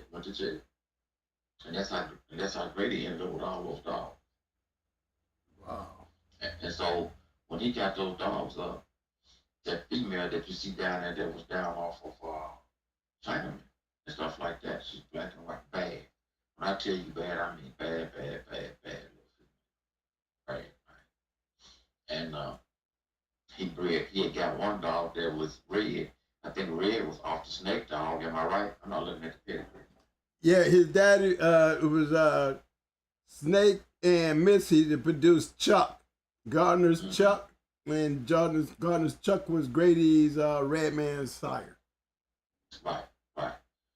So he had bred this little dogs up, and they was real good. So we looked at them, and one didn't have no mouth, but had plenty of smart and games. And I said, hey, we're gonna take that one right there. What about you? No, don't worry about it. So we took a name was special, because you couldn't get to it. I don't care what you put on. And she didn't get frustrated, none of that. So we took her and we bred her to Smiley. Now, here was the deal. Daddy say, you want to just pay $1,000 forfeit grade? I mean, the $1,000 stud fee? Or he said, no, Mason. He said, shit, let's just get us a litter. I'm going to get me a litter, you get you a litter. That was the deal. So he got the litter and everything, and it was 5 of them. And when they started getting of age, they turned on. So we said, damn. And the bitch then came back and he had these dogs 13, 14, 15 months old. So then he looked at him. It just so happened one of our friends was there when he looked at him. Kimbrough. Man, I looked out here one day, I was feeding up, and I saw Kimbrough walking down the road. I said, what the hell, Kimbrough walking down the road? And our dad was getting a little sick. And he came down and he said, where your dad is? He said, I told him, let me out at the road up there. I'll walk, I'll get you, take me home. Come. I said, yeah, I'll take you home. Went back there and he told my dad, he said, hey, man, tell your son go down there and get that bitch and get y'all litter. He said, Grady got 5 dogs in there, and they 5 champions or 5 more grand champions off of Smiley, or both. And so when I talked to Grady, he came down here and wanted to buy me out the deal. I said, no, I ain't no. I said, well, you buy me out the deal. I said, you got money now. I said, you give me $1,000 a dog. 16 months old. I say, and I'll take $5,000. You can buy them. Oh man, I thought I'd get. I said, no, my daddy gave you that change. So later on, he walked on off. So later on, he started doing real bad. Couldn't feed his dogs, nothing. He kind of gave some more weight, cut down real stuff. He called me over there. There was 3 females and 1 male, 2 males. So one of the males had died. So he gave me Ernie. I brought it back up here, man. And he was a bag of bones. Just so later on, about a month later, kind of looked at it. Didn't look like nothing. My dad was moving around then. He just said, shh. He said, do what you gonna do. And he walked on off. I said, well, I ain't go. I'm just gonna look at him. I'm finna feed him real good. So by that October, my dad had passed away. And by that first of the year, I looked at him. Man, please. About 10 pounds uphill. And shit, that was it. The next thing, when the wall boys were doing their thing, I said, shit, I got one for you. I put them in their hands every time. Mm. And Grady sold the other dog. Really what he should have said was, hey man. And then he came back. One of the guys came down here and said, hey man, Grady said, man, y'all could at least bring him in when y'all do this and that, and that. I said, man, you tell Grady, I say, fuck you. Said, my dad was dead then. I said, he didn't honor my dad. He didn't honor the agreement. He didn't try to make it right. So when I went down there to get Ernie, he could have said, hey, man, I've been wrong about this right here. I shouldn't have been selfish. Hey, man, get him and get one of his sisters or something. Just help me out later on when I get back on my feet. It could have been like that. No, he gave me Ernie, and he sold the other males, now females. Now, what happened was, down the line, my dude Billy, M.M.M KENNELS, he called me one day. He said, just bought a dog. I'm sending her down there to you on their way back. What's up? Dude put up to my yard and said, hey, man, Billy told me to give you this dog. He said, they found Ernie's little mate sister. Handed one of his sisters back to me. Mm. Yeah, that's how stuff work out. That's crazy, man. Yeah, bad though. Bad. I'd like to give a special shout out to Jimmy Mack and Dickie Foster for the super chat. Thanks for the super chats, fellas. Yeah. Okay, you got it, bro. Go ahead. So later on. Yeah, we also want to appreciate all the guys listening in, man. Oh, Hey, man, we know we all got families, man. We all just trying to take time out of our day, just to brighten everybody else. That's right. Yeah, so man, we appreciate y'all tuning in. And Twin is the man. He's the man. So let me tell you. So once the litter got to going, now of course now you talking about Kay being 13 months old and Smiley was on 16 months. Can you imagine how many of these that we had following each other? So we had about 45 animals on 2 yards. And couldn't do anything with them after that first little deal what they did. It was we met Jack Kelly, Bill Stewart got with us with what you call him up in Tennessee, and we met Jack Kelly. Crenshaw was there. We was at Carter's Country in Kentucky when we met him. Talked real good. And I think it was, man, you putting folks on this front of this magazine, talking about Dog of the Year and all this and that. We sitting down here with 15 match dogs, can't do nothing with them. You're right. I had heavyweight from 42 to 52. Most of the time I had about 2 to 3 of each weight. So we when it hit, that's when he put Hellcat on the front page. Now, and people that still had that journal can look at it on the back. He tell the story about it. And he'll say, to this reunion came 17 wins out of 1 litter. Now, if forgot what he put in there. Because guys started calling us from everywhere, all over the country. Say, how can he how can he recognize 17 wins and not make both of your dogs at that time register married? So few white guys called us. Said he put his foot in his mouth, didn't it? M.M.M. He said, cause right now, if he do that, that means that y'all dog will be right there with a honey bunch at that time. You understand? Mm-hmm. So he didn't never do it. But if you read what he wrote that story, we talked about it, he put that together. If you acknowledge 17 wins, then both of them should have been arrested or married right then. Mm-hmm. Because he couldn't do that. Because that at that point, you know, you wouldn't go put no black guys up there with a dog right there beside Honey Bunch or right up on Honey Bunch, like whatever. It's just like when we got him, we said, hey man, Gator. Rodriguez had Gators on the front of the book. We said, hey man, we want you to sanction this with that. He called him.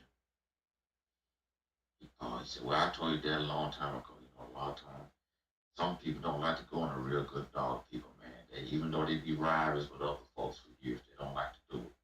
You know, it's just like when we went down there and I fought a dog out of Yellow Jaw down in South Carolina. Whooped him in 45 minutes. And then after that, Bobby Holland set us up to go into tent. Now, people was already rag and tent. We whooped this dog out of Yellow Jaw. So then they go sneak us in on tent. So we went down there. I had a white dog. Larry Combs was cool with us then. We had got with Larry Combs. Had a solid white dog off that Charlie stuff. July 4th, went down there. Got to talking. Combs got to run his mouth, told it. They said, man, stop, don't tell it. So we went out there. We waved, spooked. Tent went back up there. And one of the dudes come from behind the barn and said, ain't gonna be nothing. I said, what you mean ain't gonna be nothing? He said, man, Tent told his buddy, he said, man, you see that motherfucker, he ain't got an ounce of fat on. We ain't gonna last 30 minutes. He said, you hear what that other one did, the one went against that dog off of Yellow Jaw? He said, that mother went 100 miles an hour, man, and never slowed down. And he paid a forfeit. Went back to the hotel. Barbara Holland said, man, don't feed nothing. Just give her a little something. Don't feed nothing. Him and Larry go start arguing. The show will probably go down about 10 at night. Then we got back to the hotel. Tent was pulling out of there. Headed back out of there. He said he told us his dog got sick. All of a sudden, he paid the forfeit and ran up out of there. That's just like when we went over there and we got ready. It was Mr. Bush, who owned Champion Otis. It was Crenshaw. It was Little. It was Norman Kimber. All of them had us. We was finna go on the bar board. So we went over to bar board. Alabama. Dude come around and said, Mr. Mason said, you go pay your forfeit. So you got a guy in from Europe and spent about $20,000 with you. You go take the change. I said, listen here, Mr. Bob. I ain't trying to mix your business actions up. We'll meet you in 2 weeks when your partner gone. No, God damn it, I'm gonna pay y'all forfeit. Y'all done came down here. Boy, he paid us forfeit. And shit. And man, we never did. He didn't even answer his phone. Shit. I remember one time we went all the way to Oklahoma with Danny Burton. We got there, man, 11 miles. And we were 3 ounces over. He made us pay forfeit. He made us pay forfeit and put that little money in his pocket, man. But after that, we became real good friends with it. Real good friends. He was a straight up man. He came to us and he told us. He said, that cat was a 2-time winner then. He said, I'm a real dog, man. He said, I can't beat that right there with y'all, bro. I was just right here first time out. He said, I can't whoop that. He said, I know that. He said, that's why I took that forfeit when y'all was 3 ounces over and I had to run. But we was cool. After that, we was cool. We go see him. Danny Burton was cool. Because he just came straight. Before he wasn't lying, he just came straight. He didn't high you could call him. He wasn't high and none of that stuff. He didn't do none of that stuff. He was just straight up about it. We was the best of friends after that. So they never go back into him. We was the best of friends. I can tell folks the time when they were bragging on Miller and Tramp. I saw Tramp the first time out. They saw us up in Chicago. Do you remember that back in the day, Twin? Yes, I do. Okay. They said, man, they're going to anybody, this and that, that, and that. After we put that show on up in Chicago that night, man, Miller gave me some bogus phone numbers, man. And then told us, he said, Garrett told him he didn't want to see his stuff going into each other. Hey, man, I just want to see if this Kate and Marlo Red Bull stuff y'all got can equal up to this nigga stuff we got.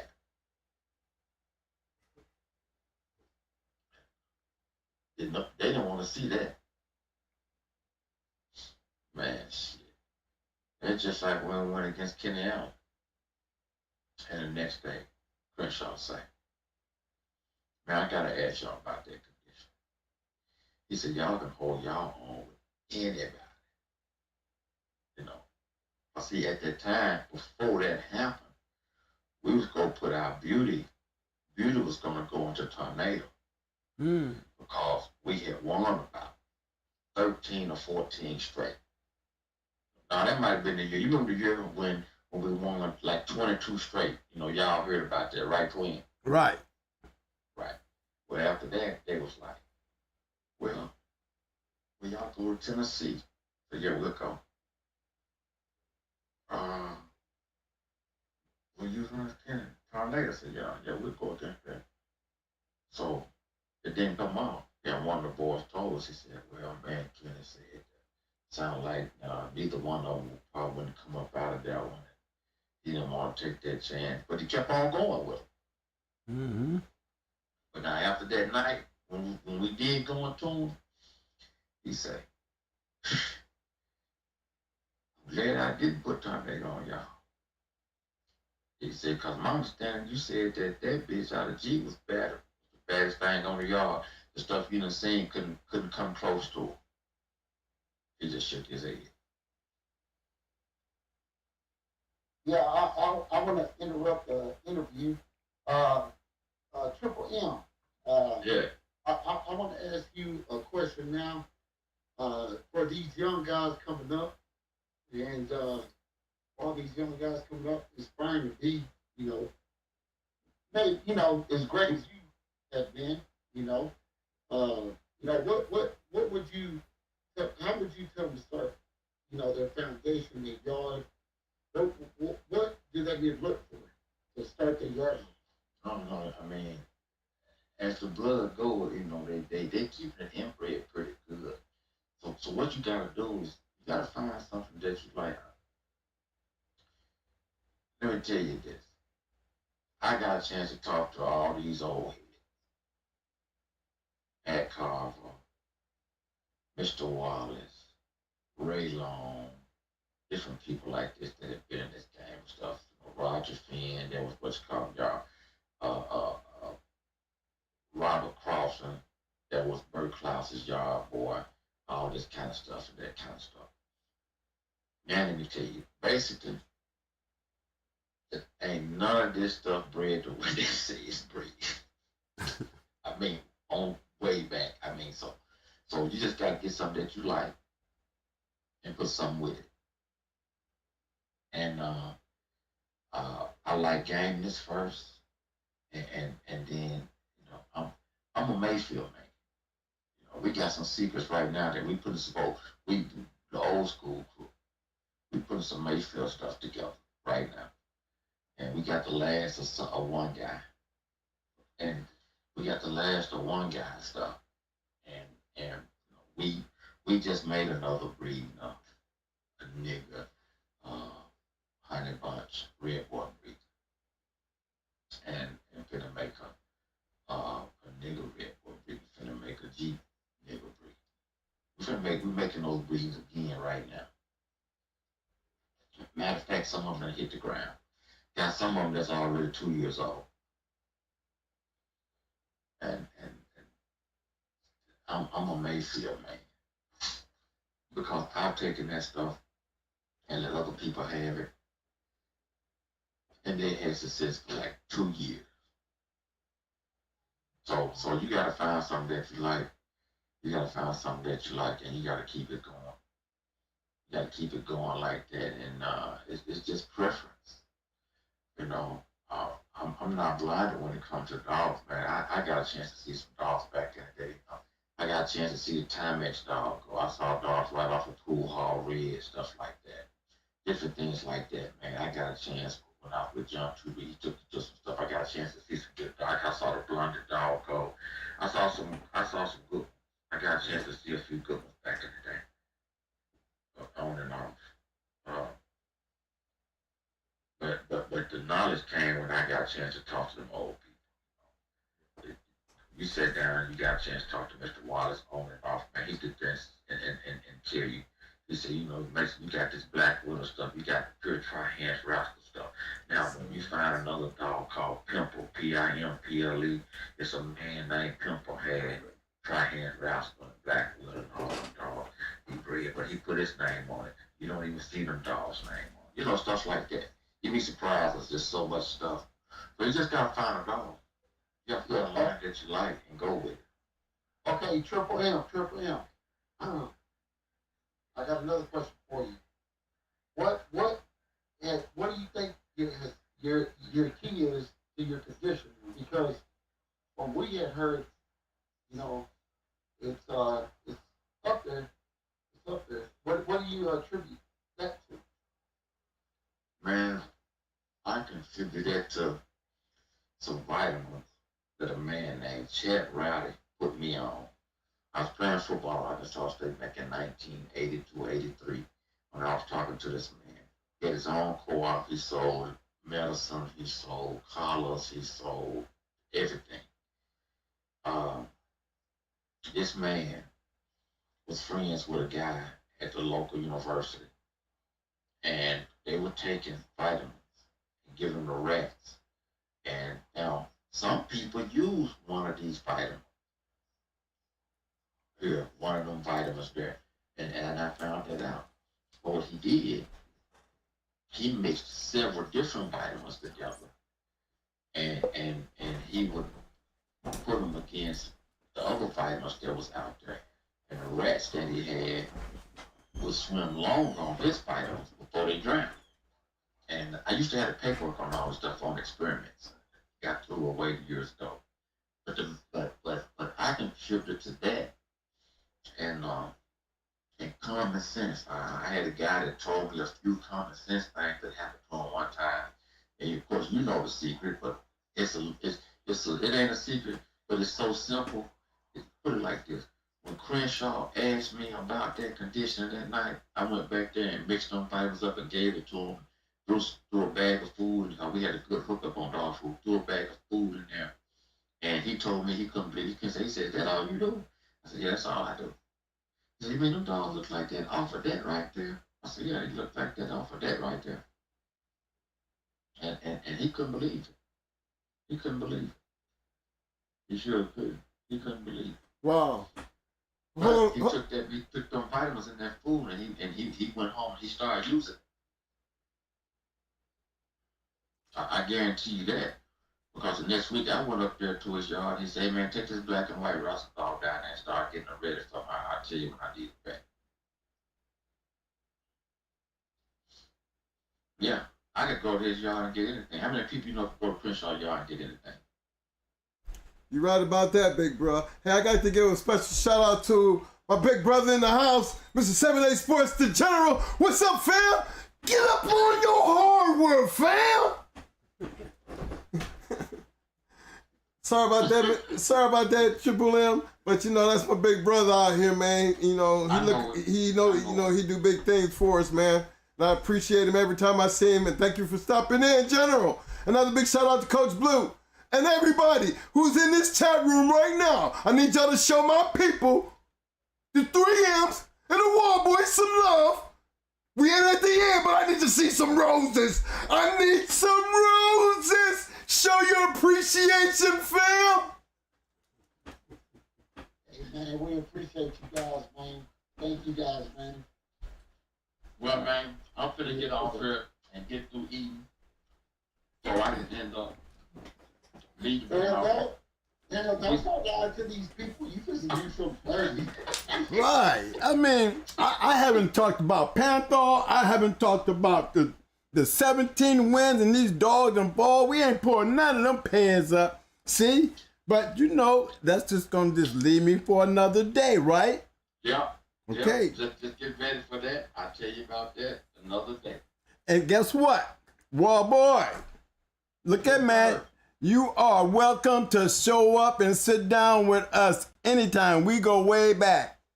So you know, there's always a chair for y'all. We are family. Hey, man, we appreciate the love, man. And my respect to you, the camp, all the guys, man. Cash money, baby.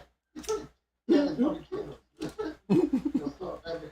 You know, it's all good. Still. We appreciate you guys, man. Thank y'all for taking time out of y'all's day, man. Yeah, man. I'm gonna get ready to meet you this weekend, wild boy. Hey, y'all be sure to hey fellas, y'all be sure to check this game, this show out and look at the chats because our room throws a lot of love. You got them roses, baby. When you get a chance, look in the chat.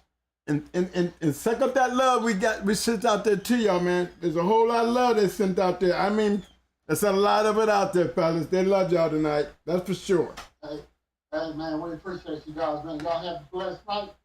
And we appreciate y'all, fam. Y'all be easy. Check with y'all later, brothers.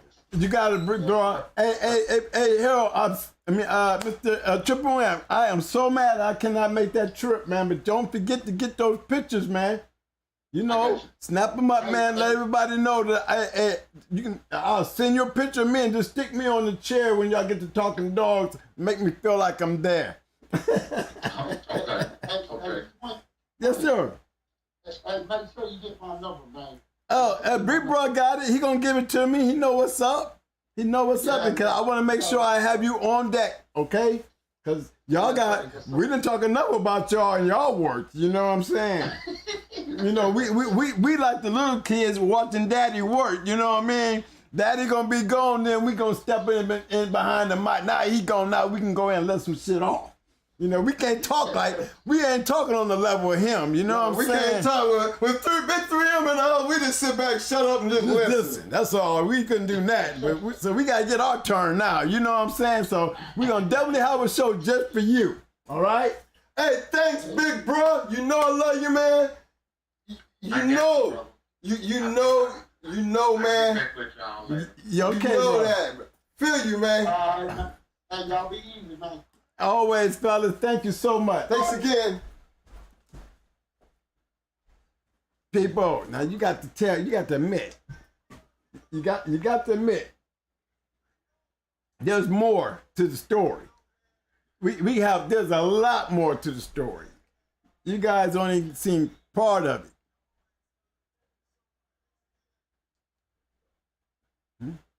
Oh, I was on camera, man.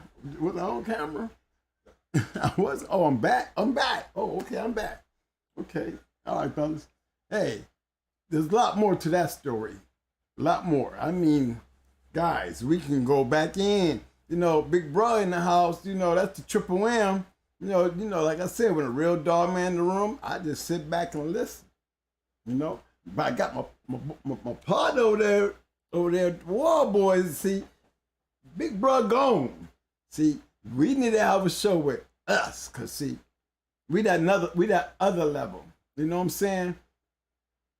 I told you guys, you know, as I go through this, you know, those who may have doubts, well, you say you claim to this, and you claim to that, and you claim to this. I don't have to claim shit. I have enough people to walk in here with receipts to show that my claims ain't a claim. They're all facts. So shout out to my people stepping up. You know what I'm saying? Thanks to Bakari. Don't be for you, Bakari. All this dream of mine would never come true. Because I knew once I got getting my brothers back on board and they felt it was safe, there's nobody out here doing hatchet jobs on everybody. You know, we get that, you know, they would come out the closet. It took a lot of tugging, it took a lot of pulling. And you see, I had to go in there with some damn dentistry shit and threaten to pull out some teeth. But you know, they love me, man. And I just wanted to make sure that, hey, we safe here because we got a room. And in that room, we have sharks. And in them sharks, they like to eat. Now you give me a bulldog shark, and I'll show you a grand champion. Anytime, any day. And this is what this room is. A room certified full of grand champions. I appreciate all y'all for showing the love that you show for all our guests. Y'all want to continue showing up to hear these stories. Look, we didn't get a chance to go into the 17 wins. We didn't go and check on Panthol. We didn't check on WD. You know what I'm saying? Pee-wee. These are all out in one litter. Champions. Grand champion Hellcat. See? There's more. And then we haven't even talked about the Wall Boys and the job that they were doing. And they have champions and winners. You know, so you already know we're gonna have a part 2 to that story. And it's just glad to see that the Wall Boy move was a slider in there. You know what I'm saying? That was a capper. You know, that I think that was for me. You know what I'm saying? You know how y'all be always trying to look out for me and shit. You know, I'm telling you, man, y'all, I got some of the deepest love for y'all, man, because all I get from everybody is that love. That was a good talk. Man, did you see the people that he was talking about? He sound like Schoolboy, don't he? That's what we remind me of. Him and Schoolboy, they rubbing elbows with people that we read about. You know what I'm saying? I remember I used to read these stories and hear about these people and just wish like one day, you know, I just used to wish like, you know, I wish I'd be great like them one day. You know, these are years on top of years and we still talking about these very people. You know what I mean? Oh, when we started hanging out with the M&M, the Triple M's, man, you know, and thanks to my other big brother, Mau and them, but when we hooked up with them, man, I'm telling you, it's nothing but fun. We was winning. They was winning. You know what I'm saying? My boys was winning. Wall Boys was winning. So, you know, we didn't, and look, we were gracious guys. We didn't, you know, walk around with chips on our shoulder, act like we was better than everybody else. And I'm going to tell you like this. I don't think the Wall Boys would have ever got that support if it don't be for Big Bro finding it hard to get shit. He had to go get the young boys, his own little crew. Remember that little house that I could get me 10? And boy, these 10 that I put together, you're gonna have a problem. Well, he's one of them kind. It was making it hard for him to get matches. So guess what he did? He slid all that shit down there to them. These young boys, y'all. Young, they really didn't know much. And he groomed them. But he groomed them with great dogs. Oh, y'all don't want to see me? Then I'm going to give you them. And I'm telling you, man, they went on a run. They went on a run just like he did. And I'm telling you, anytime they're in the house with me, man, you know, I'm the laid back, cool dude. You know what I mean? I'm the cool one. I'm like the more serious of the dogmen of the crew. But them, you give me Triple M, Wall Boys, and Twin One in a room, and they had another little partner.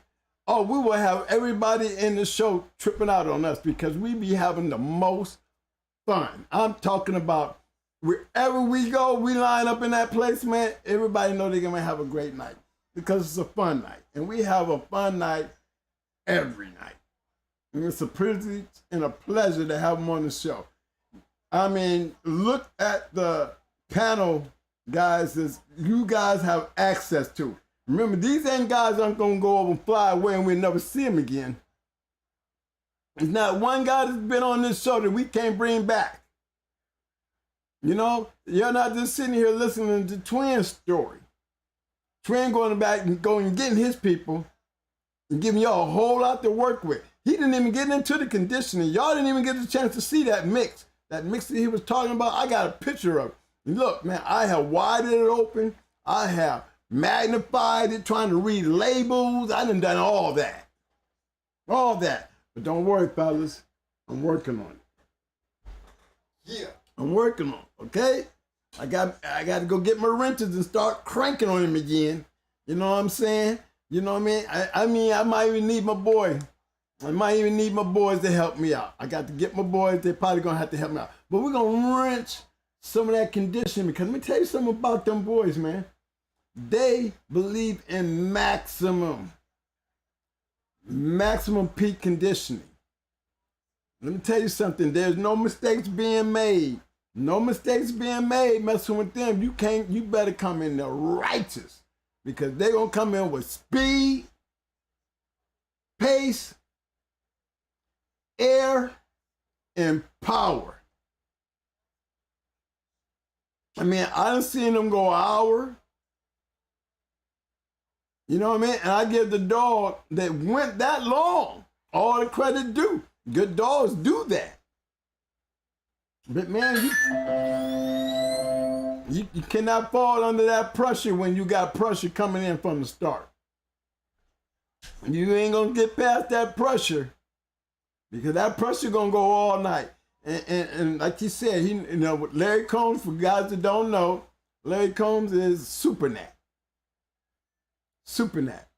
The night we was down there having fun with Barracuda, yes, he had a David Tan dog that he put on Barracuda.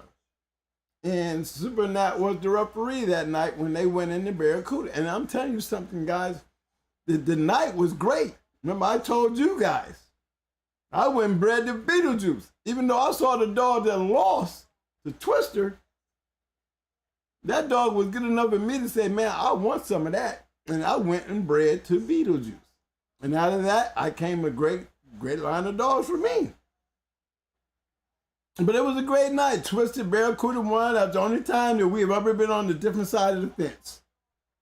The only time we have ever been on the opposite side of the fence was with Barracuda and Twister. But you know, I got Champion the Brat. You know, my line was the Mayday Dogs. And it was just a good night to see that, you know, that night I had a chance to be on top. You know, the Mayday Dogs came through there and they represented, but they represented against some very good dogs. It was one of the best shows, man. I'm telling you guys, it was one of the best. I mean, all the greats were there. Anybody was there. But it was one of the funniest nights, man. My brother in Triple M and War Boys and the one, I cannot remember my man's name. But man, we had guys, and you know, you get to sip in and kick in, and everybody was loose, wasn't no tension. You know, you got all these great dog men around, and here we go. We had to be the show. You know, we wild, we like to have fun, you know, but that night we had everybody in there cracking up. It was one of the best nights in the game, man. I'm gonna always remember that. I'm gonna always remember that. Thunder Kennels, another great friend of ours, man. He actually had Red Ace's Little Mate's sister, Brat's mother, Little Mate's sister, and she was a one-time winner. And we always tried to connect because we wanted to redo what we lost in Red Ace. You know, he used to get on me, man. You shouldn't have brought that dog home. I know. You know, they always got on me about that. But they understood why I couldn't. Because for me to leave, I had to get back on the plane. Where am I going to leave her and who am I going to leave her with? That was the problem. You know, and if I did leave her, would I really get her back? Nah, I'm not taking nothing away from Stone City and them, because they treated us with the most, I mean, again, wherever we go, we get the best out of it. And we do have a lot of fun. And I had some of the most fun again in Puerto Rico. I mean, outside of the dogs. You know, boys, you ain't never been to Puerto Rico. I think there's some places we need to, you know, I advise you to go. I'm trying to tell you, you know, because I had a ball in Puerto Rico. Thank you to Stone City. I will never forget the experience. I mean, it's an experience, you know, and a lot of things are in places that I've been. So my claims aren't claims. You heard enough guys come on here that speaks on our behalf. And the only way they know us is they know us from where we're supposed to know us at, where it counts. So shout out to everybody in general. I didn't get a chance to personally shout out to you, big bro. You know, Mike got his in, so I'm gonna get mine in. What's up, big bro? I'm glad to see you step in the house, man. You know, I want to just say thank you to all of them people, man. And guys, y'all need to really think about these shows as y'all build your yard. Because you think they're not telling you anything when they're really telling you everything. Guys got to know when there's something important coming out, because I heard a couple things in there, especially with you guys that's breeding, the red boy, G crosses. You know, how many people out there really, really know how good that nigga stuff is? Maybe I might have to go to Akron and personally fly my originator big brother, Ohio Cad, B.C. Kennels down here, because he is very important in all this, because if it don't be for him snatching us up, and don't be for him taking us under his wing, and from there, he gave us wings to fly on our own. And once we start flying on our own, we learned a lot on our own. But these stories that we're telling you guys, they're very important, because there's information being spoken. Like really, really, and Mama, I'm going to have him next. I'm going to get Mama out here. They're going to give y'all information that I hear very few people talk about them nigga dogs. And I'm going to tell you something about them nigga dogs. There's enough damage being done by them nigga dogs. I'm trying to tell you, y'all. I mean, at one time, we damn near thought they were trying to blackball the triple M's, man. You know?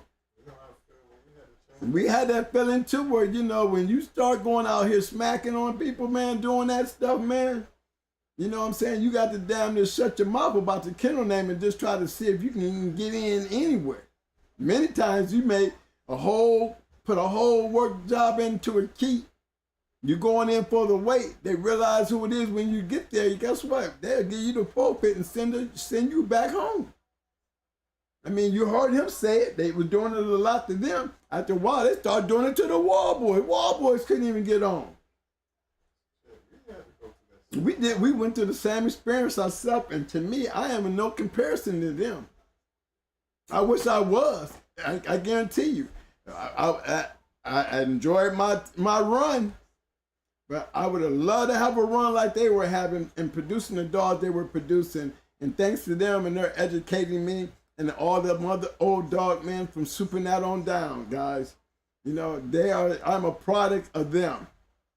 You know, I'm going to do that LeBron thing. You know, really, guys, I'm a kid from Akron. I wasn't even supposed to be there. Wasn't even supposed to make it there.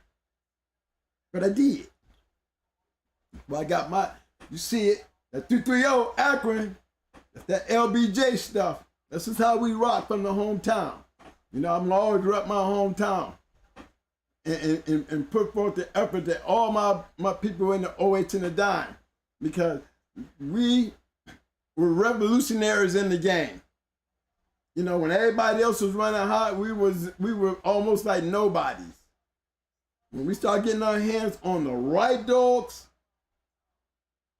and start learning the right way, we became competitive. And once we became competitive, we became very well equipped to go out here and make us stand in this game that sent us from Florida to Georgia to South Carolina to Alabama to Chicago. I mean, Michigan, and I got a chance to enjoy one of the smoothest, funnest rides that any dog man could ever imagine. You know, in my days when, you know, I can always talk about them like they talk about, you know, Mr. Burton and Mr. Wallace, and the way they know these people that we pick up and look at our pedigrees and be wondering, you know, they way back there. You getting insight from those type of people. You know, that's experience for you guys to cherish, because you can always go back in these videos and hit play and hear these stories. So I'm gonna do a runaround, and you know, one day I might get on the StreamYard and just gonna get all of them in the room. Imagine that. All of them, all my interviews. Did you see the interviews that we have had here? All had great dogs. All had something to give back to the game. All of them came on this show and gave something to y'all. And guys, always appreciate that. Always appreciate that, please.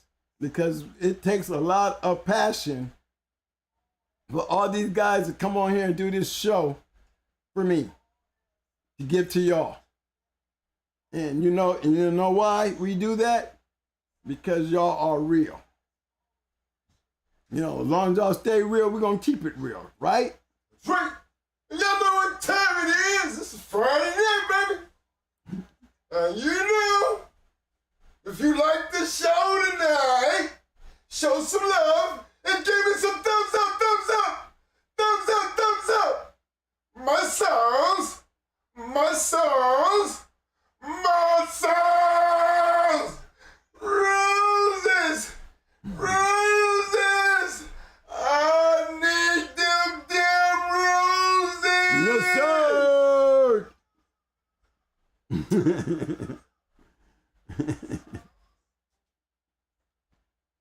Then I'm gonna put up Charlie tonight, y'all. I mean Smiley tonight.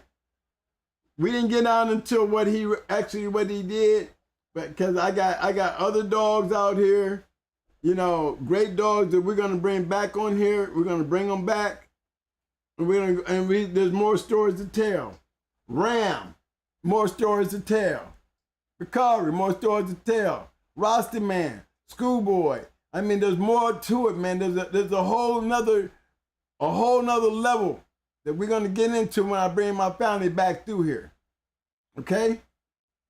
To enjoy the show, enjoy the rights, you know what I mean? And I'm gonna do this night right here. This night is for Smiley. The little mate brother, you know, I wouldn't say little mate, just say he's the brother to Weirdo. You know, a lot of people know Weirdo.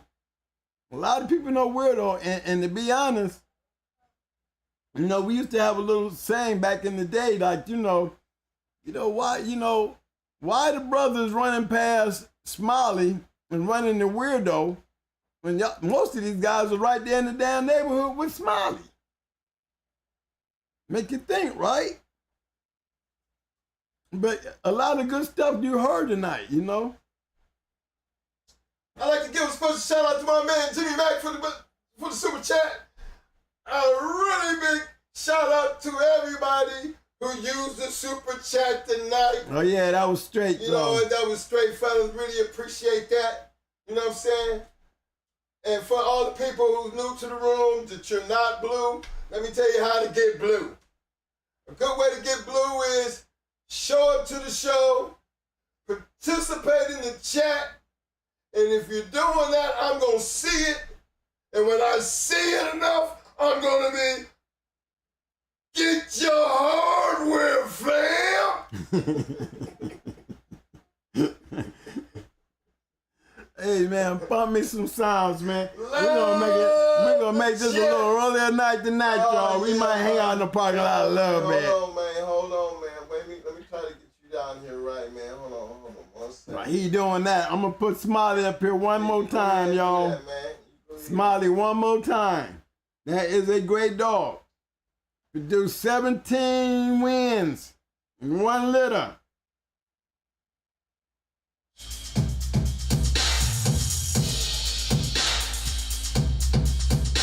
Happy and Smiley. Registered marriage.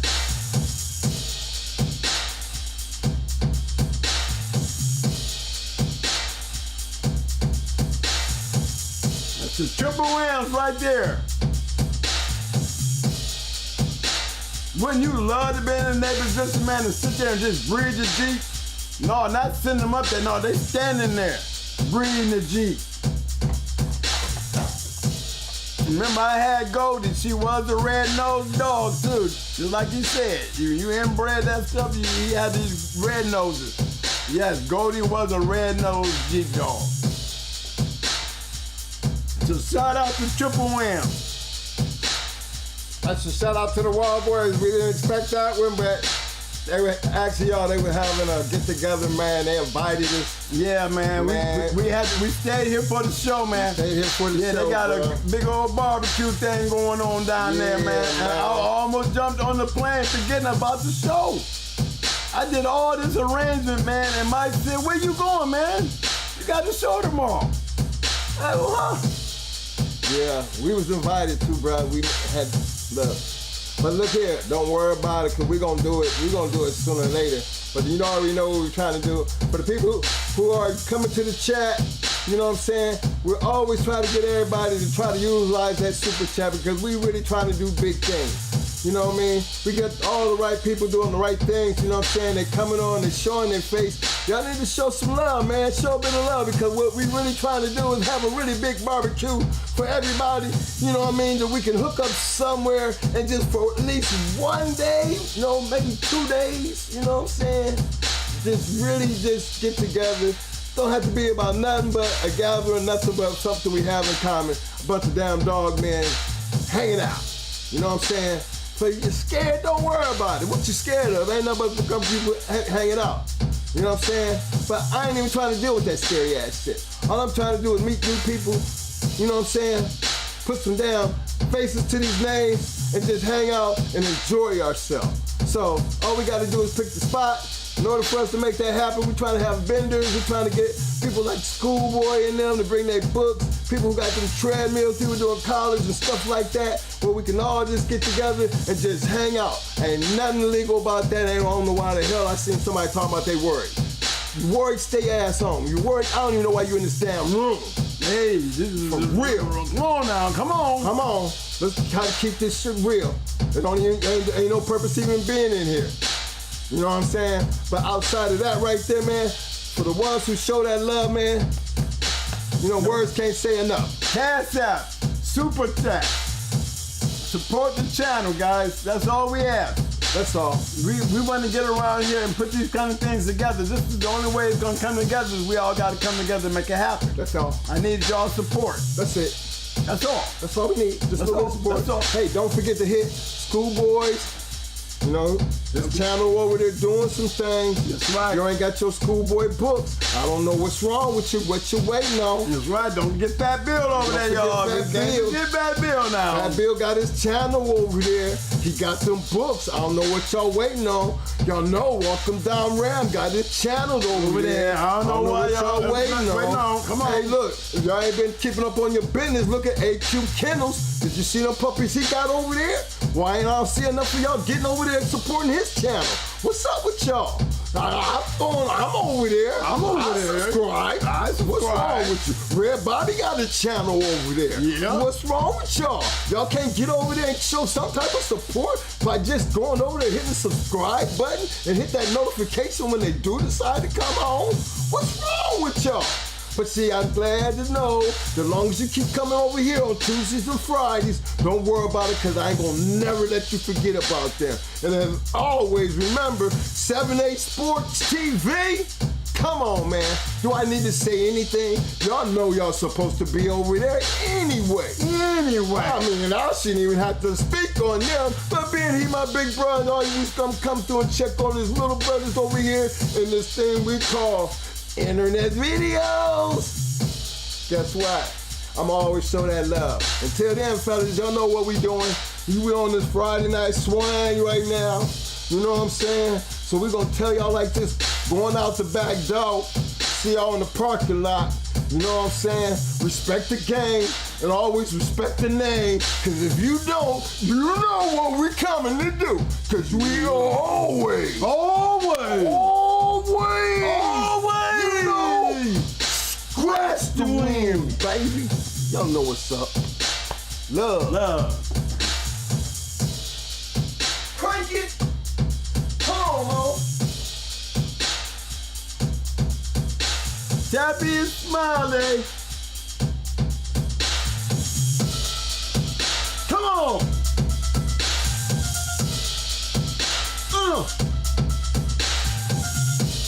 Thank you, chat room. Love you guys, man. As always.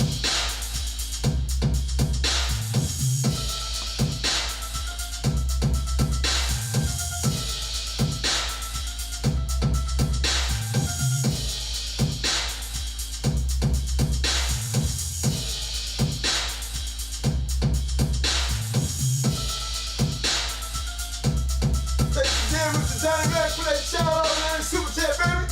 One love, baby. Ron King, what's up, baby? Thanks for that super chat, man. That's what I'm talking about, baby. Show that love.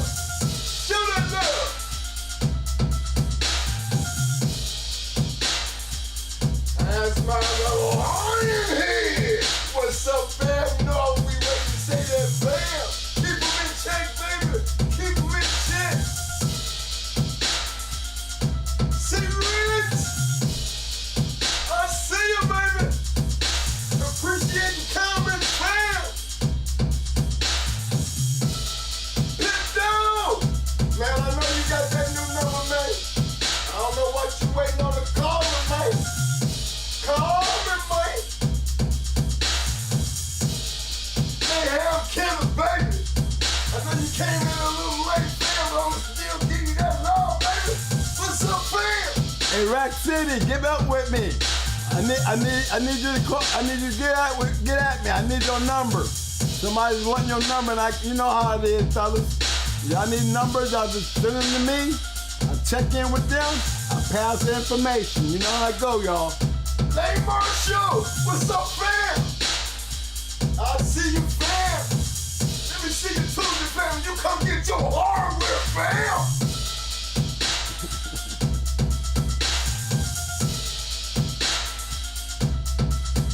Come on.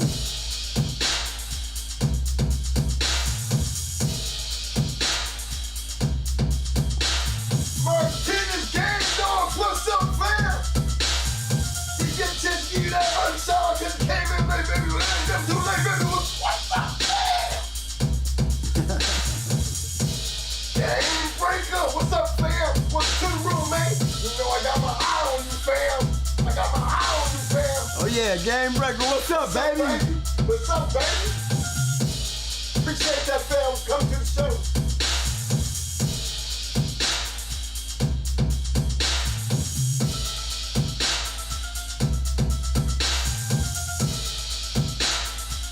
Coach Blue! Still out there, baby. What's up, fam? Welcome to the show, fam! Boy.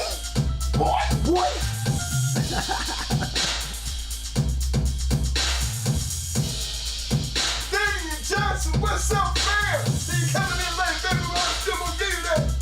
What's up, fam? Randy Frost, welcome to the show, fam. Randy Frost, I said, what's up, fam? You know what I'm talking about, Randy. I know you, fam. What's up, big bro? What's up, bro? Shit. Come on, man. You next. You next, bro. I see you. I see you. Said Mama, I'll do it. Yes, Mama's in the house, everybody. That's right, That's baby. right. Mama is in the house. What's up, baby? What's Hold up, on, big bro? man. Let me explain something to you. You get your hardware, Big man. bro. Shit. You automatic. Get Y'all hard with it, fam. Come on. Marlo Stanfield, welcome to the show. What's up, fam?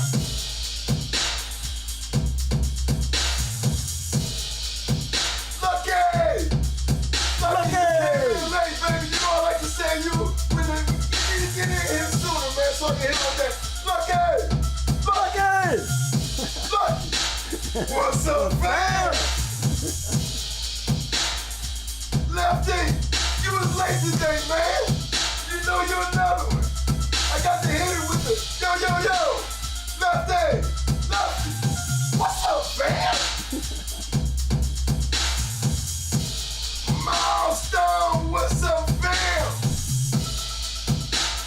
Marquise, please. What up?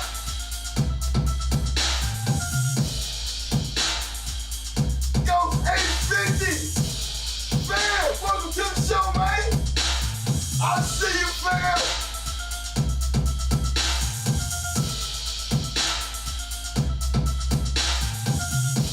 Gee, I'm looking at you, fam. I see you, fam. My soul. Welcome to the show, fam.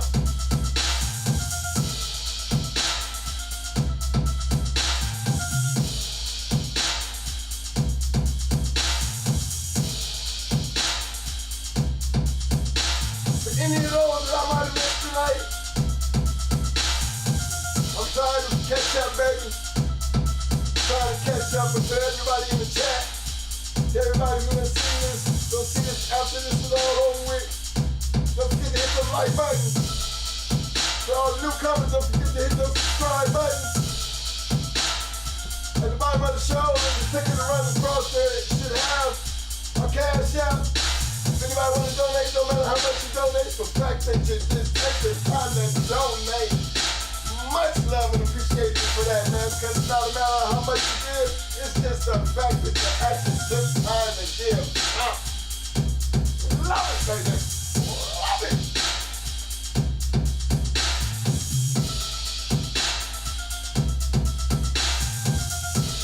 Tuesday, man. Tuesday. I'll see y'all in the parking lot.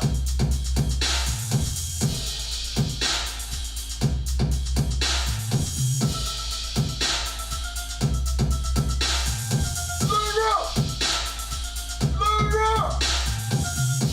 What's up, fam? I seen you, fam. You know when Triple M get to talking, man? I just shut that hell up, but I seen you, fam. I think I even got your question in, didn't I?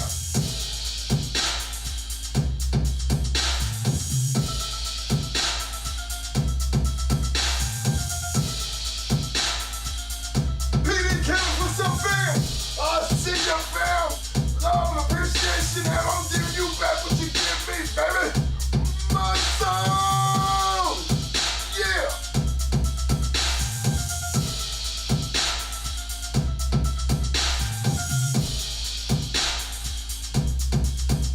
APB, dreadlock in the house. All points following it. Dreadlock in the house. What's up, fam?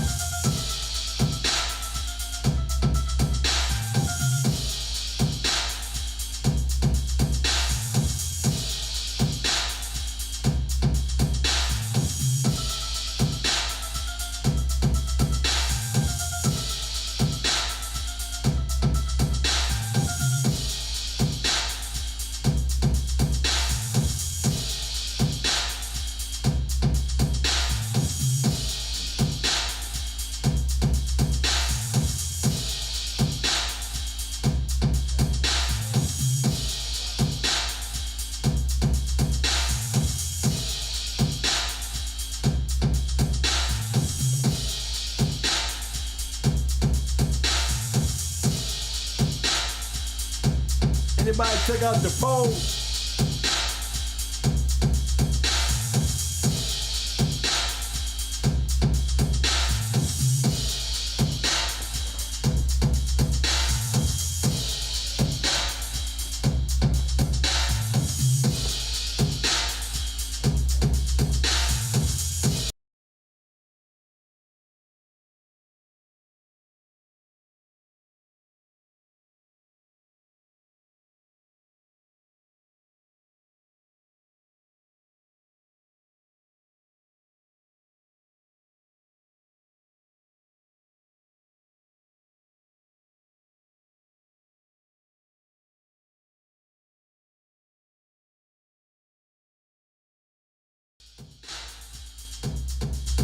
Sorry about that, fellas. We still here. We ain't going nowhere. We still here, fellas. We ain't going nowhere.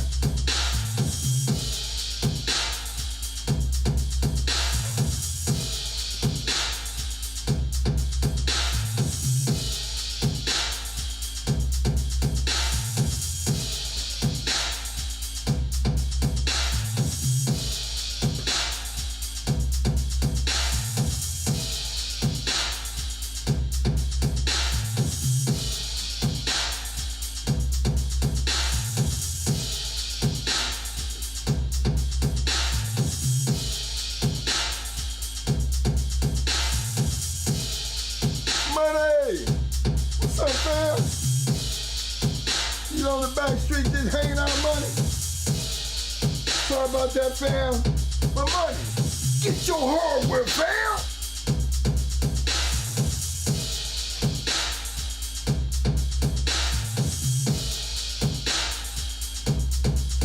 Game break up. What's up, fam? I ain't waiting till Tuesday, man. Get your hardware, fam.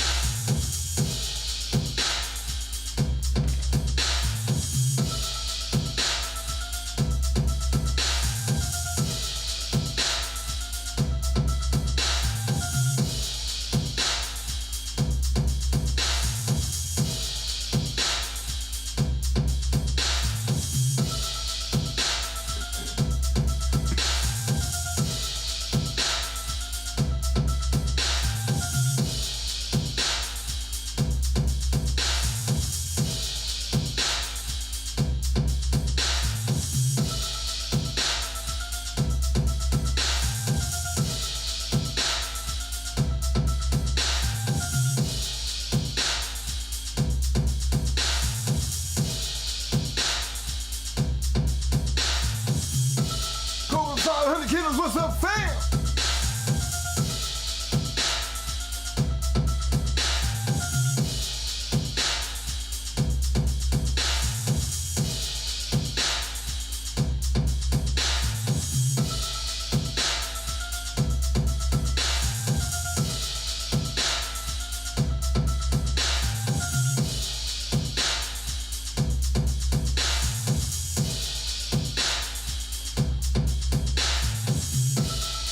So far, we got 184 votes.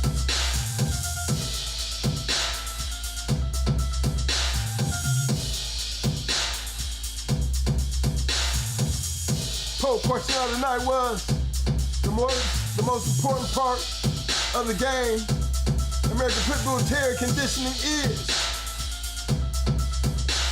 A, the key, 14%, B, the conditioner, 39%, C, the dog, 46%.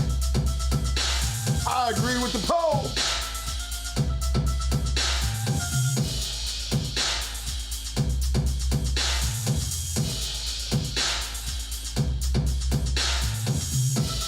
Big shout out tonight to the whole chat,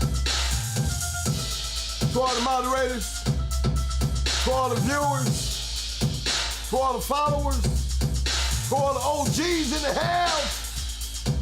One love, baby. One love.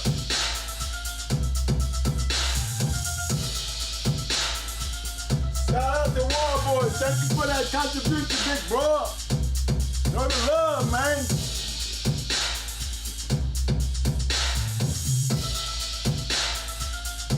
Shout out to the War Boys, boy. We still got that love for each other, man. Appreciate that, fam. Damn! He showed me this badass little black dog up here, man. I'm like, this pretty ass. He's still running with that good shit. I'm just waiting on that pedigree, bro.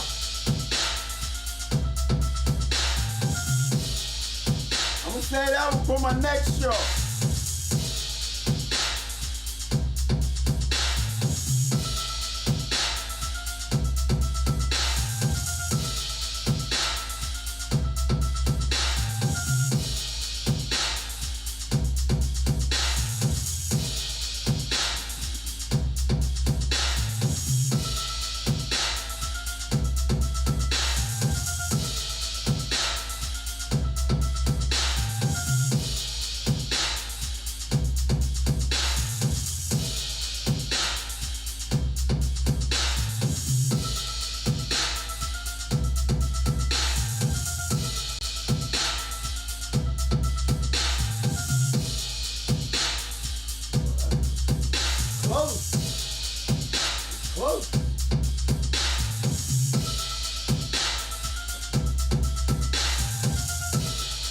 I'm with that 46% myself.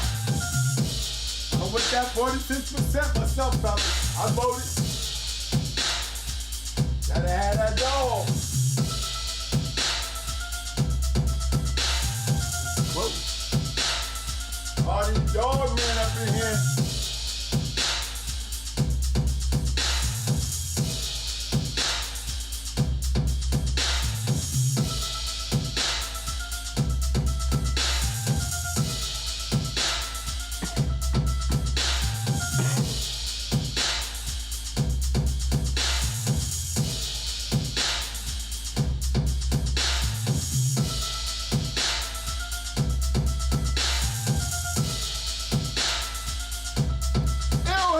What's up, fam?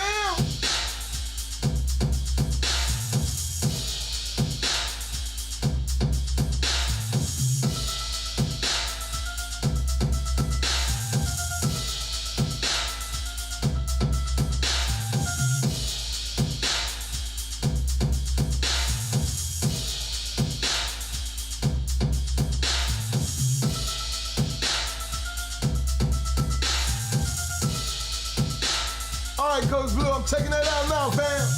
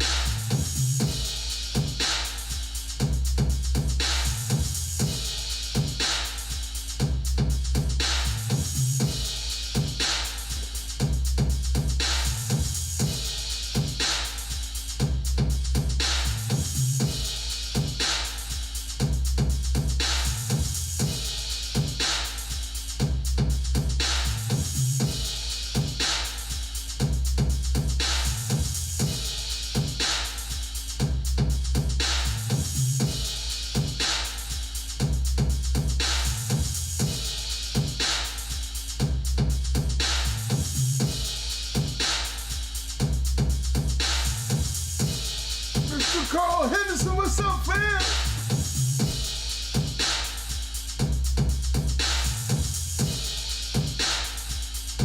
Hey, Cam.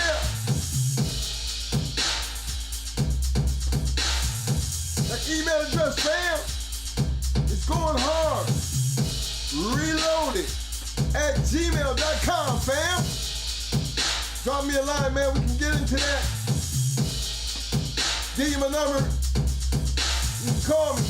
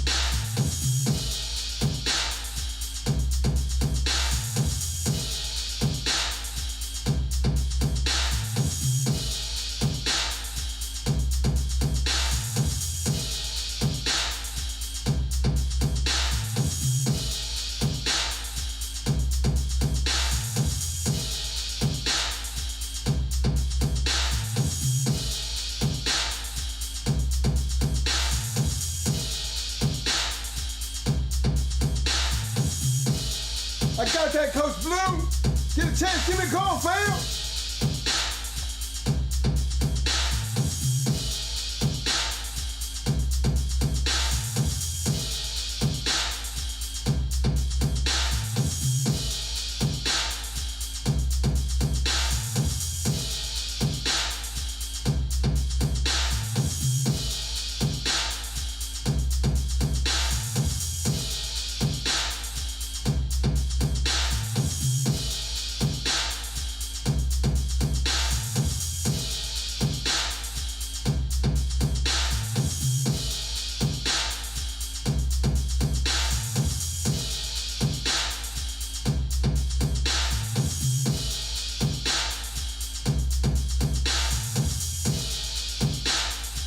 Money, still in the room, man. Go get your hardware, fam.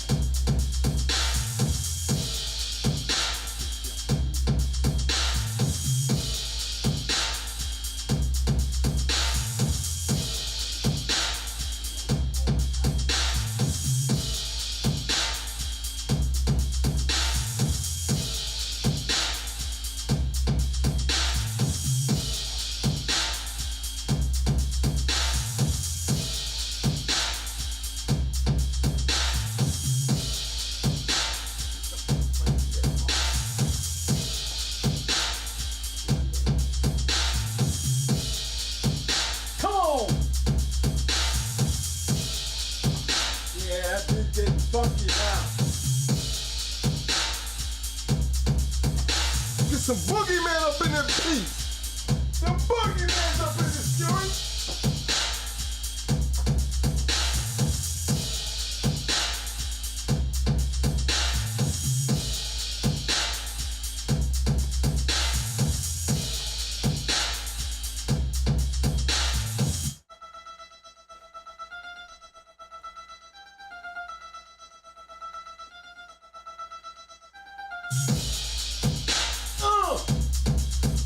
Come on. I'm Jason. This ain't Jason or no Michael Myers shit. It's the boogeyman. GH, baby.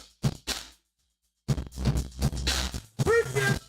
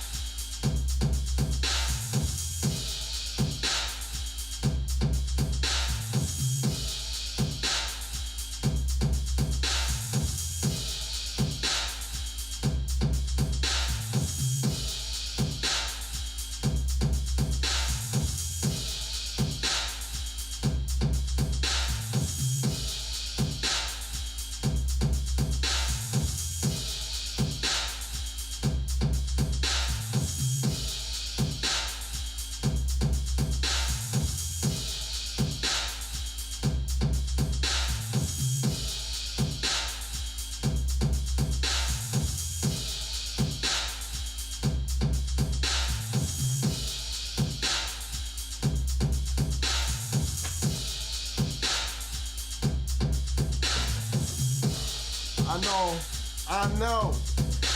Y'all still sitting out there just chilling. All you got to do is just turn the bass up just a little bit in them speakers, man. I'm telling you, Tony.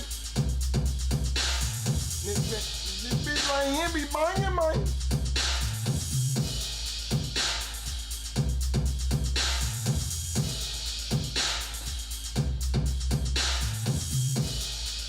$195 voters tonight.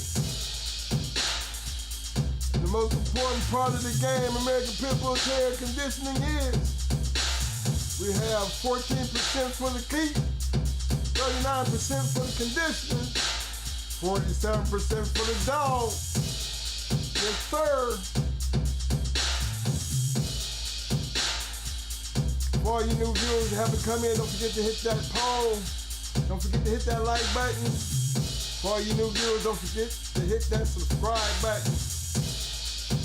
Every Tuesdays and Friday nights. Talk Shit Tuesday, Hot Mic Friday, fam. Like clockwork, 8 o'clock p.m., baby. Thursdays and Fridays.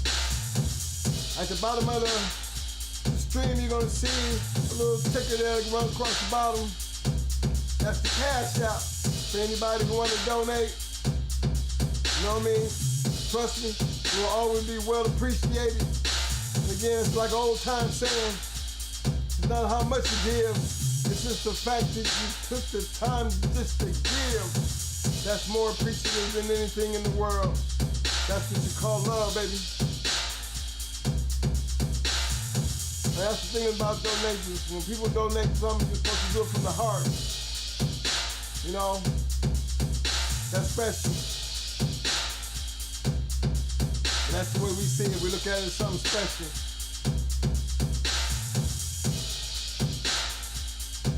So again, thanks for all my people who donate. Much love for all my super chatters tonight. More love, baby. Keep it going.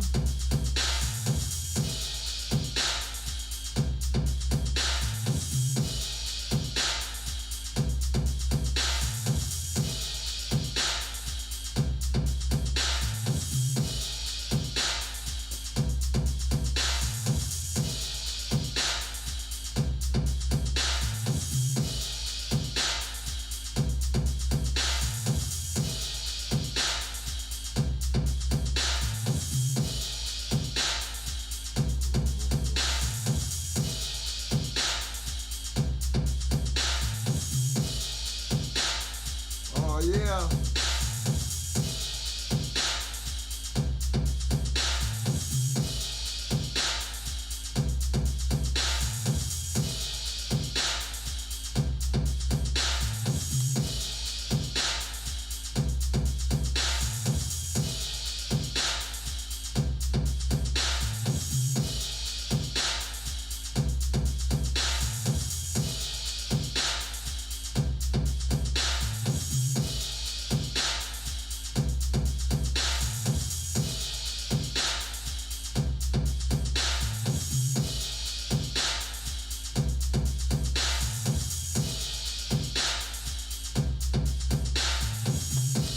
Special shout out to the green team.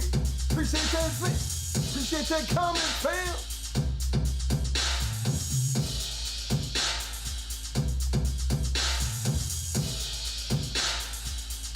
I know it's 37 people in the chat, but I know it's got to be more than that. Just sitting back and just rocking. Hey, just go ahead and hit that keyboard and let me know you're out there. I just want to know you're still out there.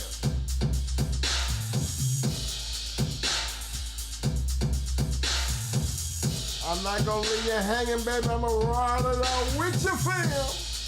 Yes, sir.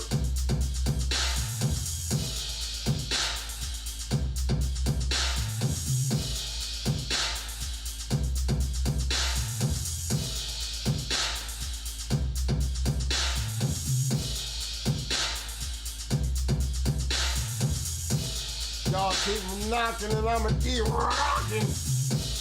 Yeah. Hey, y'all guys still in the room. You y'all notice the guys, when y'all come to these shows, these guys we be having on here, have y'all actually been paying attention to the dogs they're using? Have y'all really been paying attention to these winning dogs and how they're bred? Is that not more proof than ever that there is a formula to winning? You know, people in the room that believe in what I'm saying and feel what I'm saying, you know, just take a little time and put a thumbs up so I know you heard. I know you're sitting back there just listening, man. There's a formula to this, man. There's really a formula to this. All I'm telling you is get your pen, paper, and a pad, put some headphones on, and start at the very first video, your yard. You know, I know y'all be binging on some shit. I need to go try to binge out on some of the GH.CH, reloaded. Just go on back there, man. It's a library of information. And guess what? It's free! Huh? Who would have thought? Man, act like y'all know, man.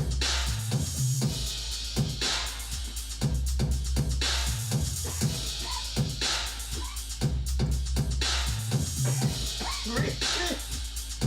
Oh, with this green tea. Yep. He on that green tea shit. Yeah, green tea, man. Hanging out, baby.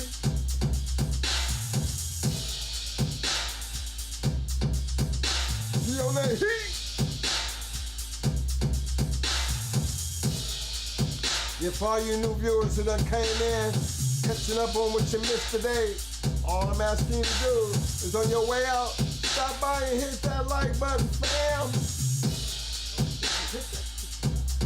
For all you new people that happen to come by and you don't have no blue on, hit that subscribe button, fam.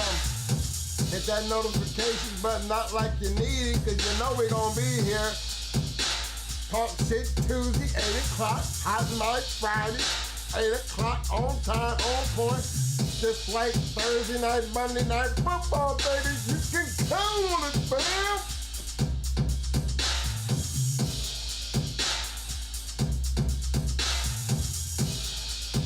If you feel me,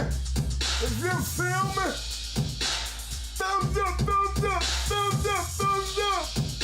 Got 40 people in the room. You got 40 people still in the room.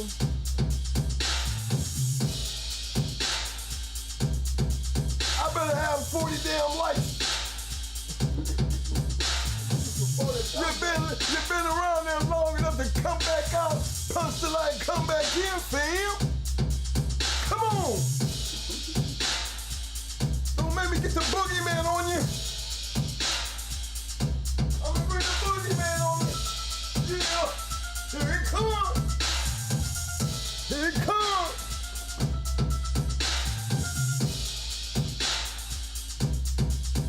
Come on. Don't forget about it, fellas. We parking lot pimping. You ain't by yourself, we in here parking lot pimping right along with you.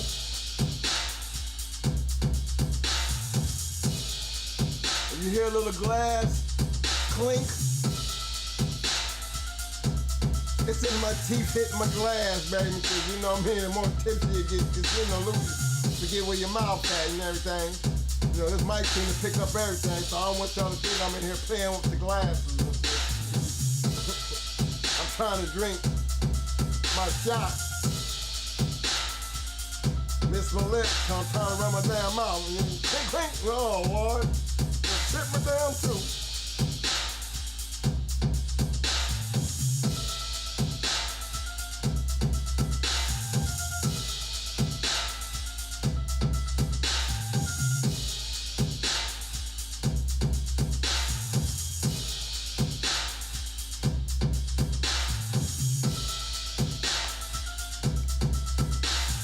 On the way to that magical number for the night. Yes, sir.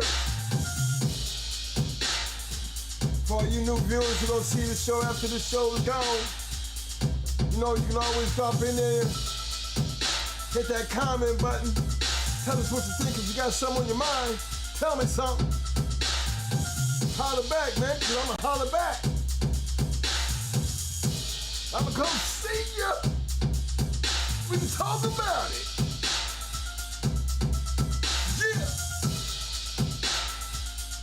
I'm surprised that we get as many chats as we do, but we get a lot of motherfucking emails. Yeah. You know what I mean? And we try to get to them all. You know, we do try to get to them all. So don't feel like we forget about you. We left y'all out. Trust me. We are trying our best to catch up and keep up. But there is a comment section right below the video. Come on. Hit the like button and drop a comment. Damn. Telling you, man, it's a lot simpler to do that than be going out and then coming back in because you don't went over there. Man, I don't remember the email address. Twin, what's the email address? Come on, man.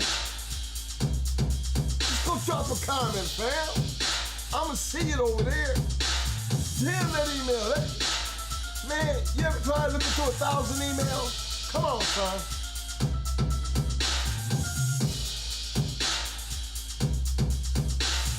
Kind of feel like a card. If you send me one more damn question, I'm charging your ass.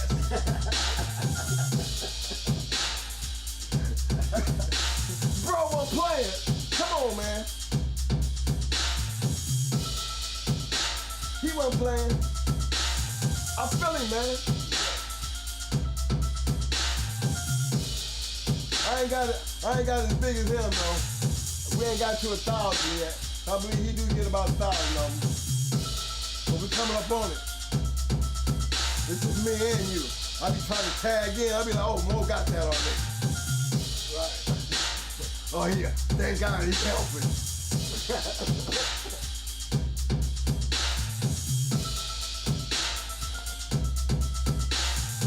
Yes, sir, we coming up on the magic number because we parking up pimping tonight. Hanging out with the fellas. What's up?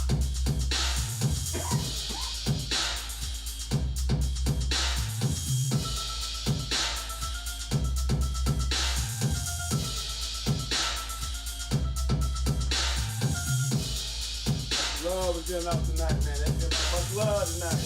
Oh, man, so much love tonight, man. I'm telling you. You got a dog, man, in a house like that, man, you just sit back and just get you a drink, kick your feet up on the couch, on the table, put your headphones on and get in front of your little entertainment center, man, and just enjoy the show. For these guys to be at work, telling you, man, these videos will make your day go by so much faster. And then when it gets to the parking lot pimping part, and you just walk around just trying to finish up that work, and you start finding yourself dancing down through the aisle, carrying boxes on your shoulders, doing the Humpty Hump. Tell them going hard sent you.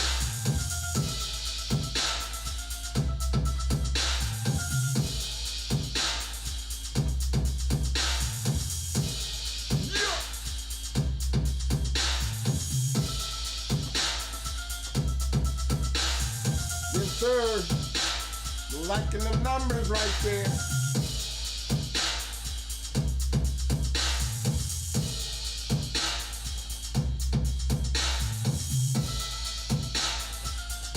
We are 2 votes away from 200 voters, man, in the poll. If anybody is listening right now and you have not voted in the poll,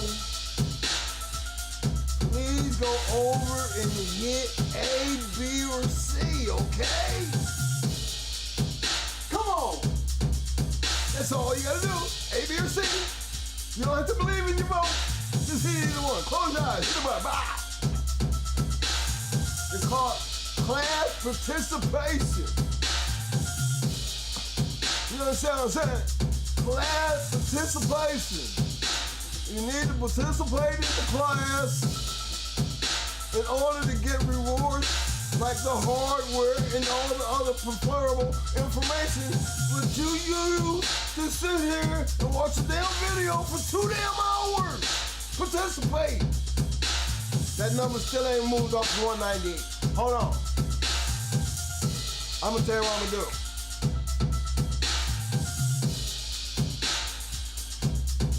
No, I ain't gonna do that. I'll finish say, the minute I hit 200, I'm gonna go check the parking lot down. But then I probably won't get, I'll never make it. But look, if you can go ahead, I need 2 listeners, two viewers to stop what you're doing, because now you in replay right now. Oh, this don't make no sense. Just hit the pause button, slide over to your right, hit the pause, and go click A, B, or C. Then you come back up out of there, and you slide right back over where it says the like button. And you hit that button, because you know you ain't hit it yet, because you're just not getting around to the vote. So now I got your vote, just slide on over there and hit that like button. And then come back and hit play. Homie, you don't know how much you done in just that little 10 seconds. Oh my God. It's amazing what you can do in 10 seconds in this chat room. Lord Jesus.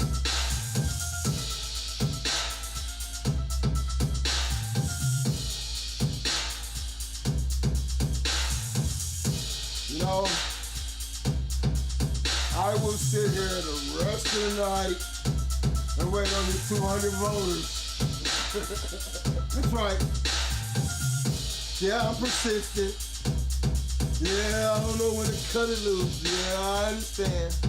But when you set a goal, you like to see that goal achieved. And I just want somebody to help me get off that 198 voters. What's wrong with me wanting 200? I'm so close. If you're watching this video, help me. I need 2 votes to get 200 voters, because that's when you know the poll becomes relevant. Thank you. Thank you. I sound like a politician trying to get everybody to vote. But here's the thing. I ain't making no promises, cuz. Cuz, it is what it is, cuz.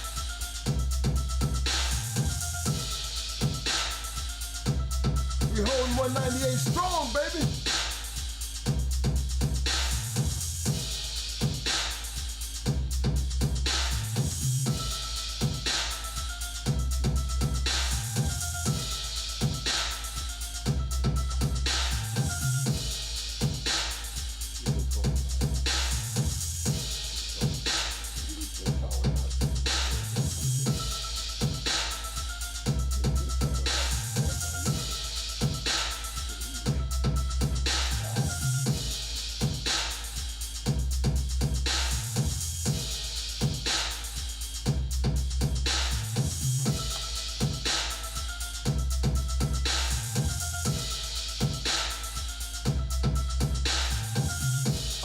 Hello?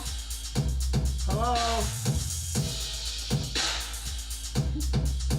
Are there any viewers out there?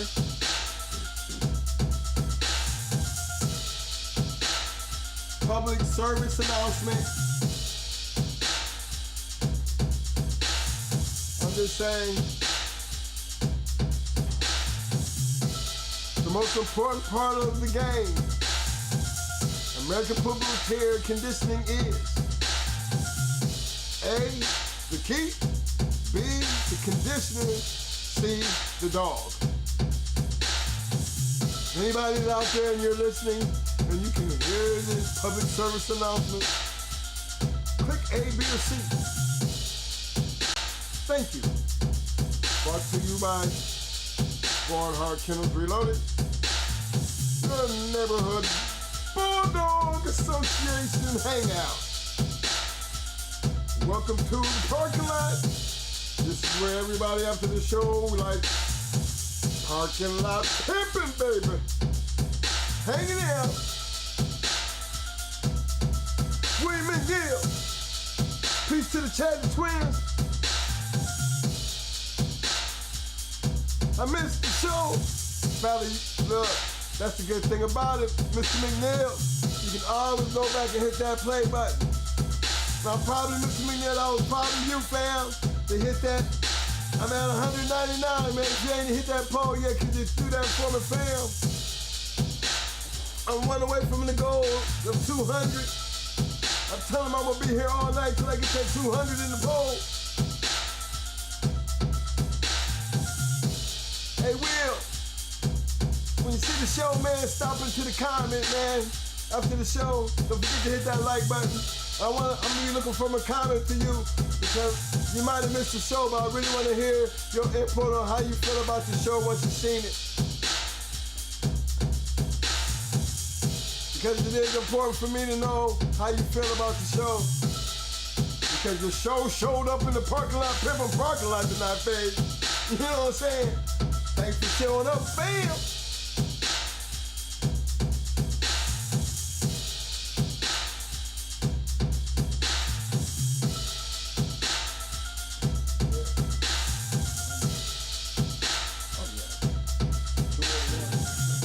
Hey, thank you, everybody who voted today. I went over the 200 mark in the poll. Thanks for all those who wanted to make this possible. I feel like I just became the president of Bulldog World. I got voters now. Now, if I can get my voters to start hitting that damn like button, come on, man. How you gonna have 200 people doing the poll and 108 likes? Come on, man, something about this ain't right. We voting in the same building. Come on, man.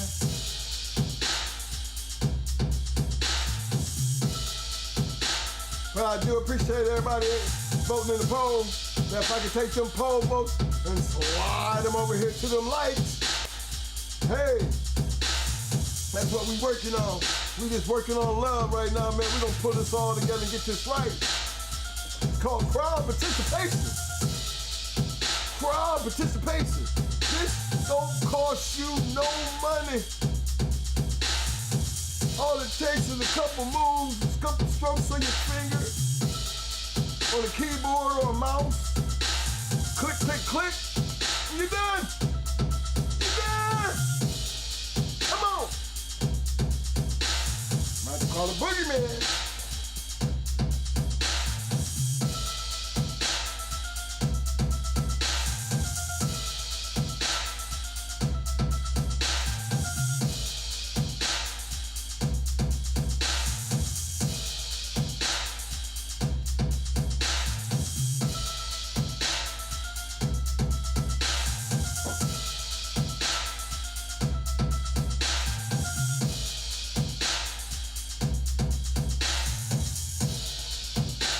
Thank you for them hitting them votes.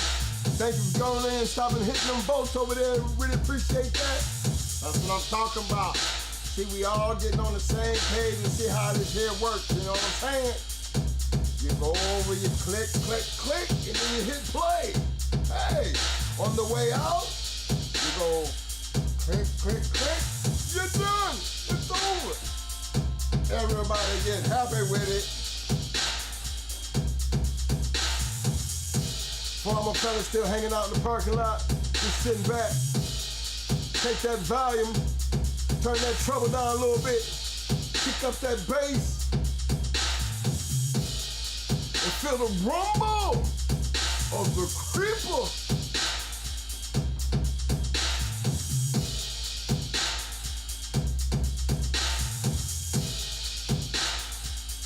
Another GH.CH in association with Prime Time Productions. The Creeper. Banging the beats, baby. Yeah.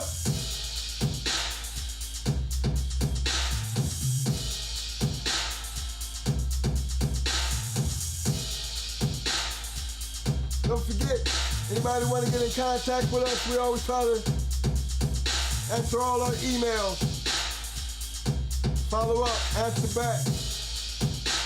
Going hard reloaded at gmail.com. Again, that email is goinghardreloaded@gmail.com.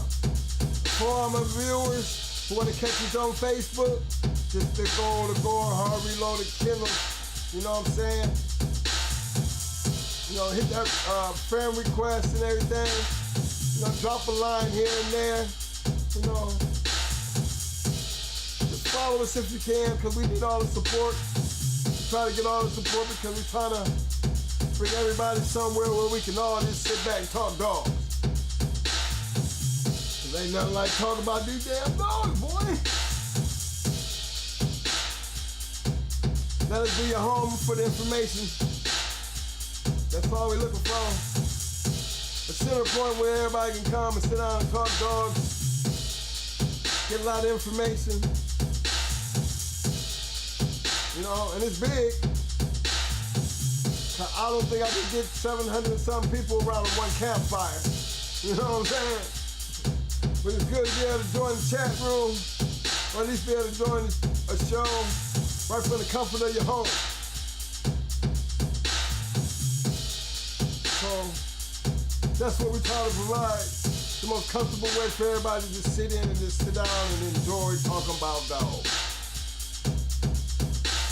And that's the only other reason I can see you would want to be in a Going Hard Kennels Reloaded talk show. And that's all we talk about is bulldogs. The history. It's all about the history. Gotta love it. Yes, sir. Much appreciation to all the viewers. Much appreciation to the chat. For all you guys to see and look down through our chat and see all the blue in the room. These are our moderators. These are people who have came and represented Going Hard talk show in some type of way. It don't cost you nothing to become blue. All it takes is to show up to a couple shows, participate in the chat, and before you know it, you get to hear them magic words. Get your hardware, fam! Because I'm trying to turn the whole room blue. That's what it's all about. One big family, hanging out. A bunch of bulldogs in the same house.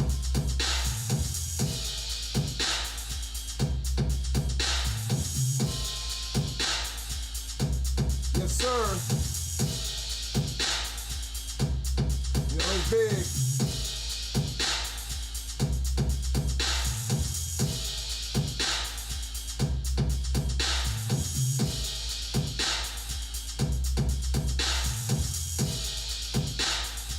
That's right, fellas, I'm still hanging out in the parking lot. I think we got about 5 more minutes. 5 more minutes, and you know what happens when that 5 minutes come around. It's like being in the club. They start flashing lights. Talk about last call. You know, this is Friday night. I ain't got no lights. So I'll be that one talking about, hey, better get in when you fit in. You know, lights, getting the hell up out of here. Cause I'm getting the hell up out of here. So get it in. Don't forget to hit the like button. Don't forget to hit the like button. Much appreciation for all the 111 people who still hitting that like button. Appreciate you, fam. And if I can get them 204 people who took the poll and hit the like button, I'll be even more appreciated. But it's a process. So I ain't gonna keep sitting here and tell you I ain't gonna be the dead horse. Yes, the hell I will if you ain't listening. I I do this every day, all day. Hit that damn like button. Hit the subscribe button. Take the damn boat when it's there. Yeah. If you really feel good about what you want to do something, Cash App, information runs across the ticker on the bottom. Or you can just come to the show and utilize this thing we call Super Chat. Yeah. All of us appreciate it. So, we ain't selling no t-shirts. We ain't got no books. We ain't got none of that stuff yet, fellas. So we just gonna keep giving it just like we give it. You're going hard way. And guess what? It don't cost you a damn dime. Nothing.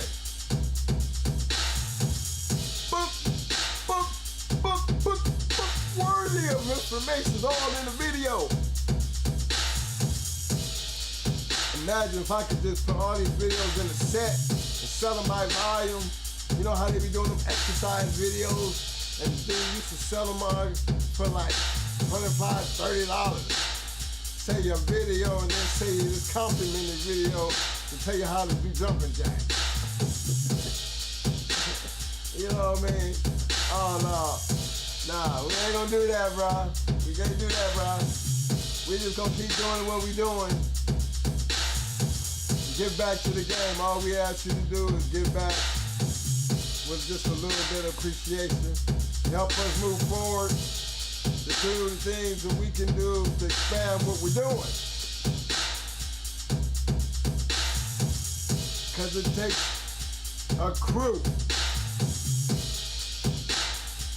Supporters like you to help us do what we do. As we creep up on that 12 o'clock hour, I've hit my magic number in the poll. Let me tally it up for you where we at. The most important part of the game, American Pitbull Care Conditioning is A, the keep, 15%. B, the conditioner, 38%. And C, the dog, 47%. C, the dog was trying to run away with it, but it's still a close race between the conditioner and the dog. I guess people don't even give too damn much about the keep. Cause keep ain't shit, you ain't gonna get too, huh? We got 15% of those non-scientists up in here, so we're gonna keep that between us, all right? All right?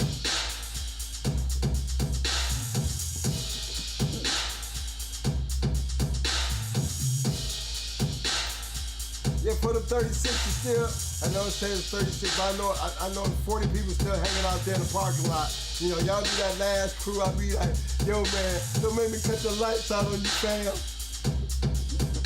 Don't make me cut the lights out on you, leave you in the dark, fam. I don't try to be that type of dude, bro.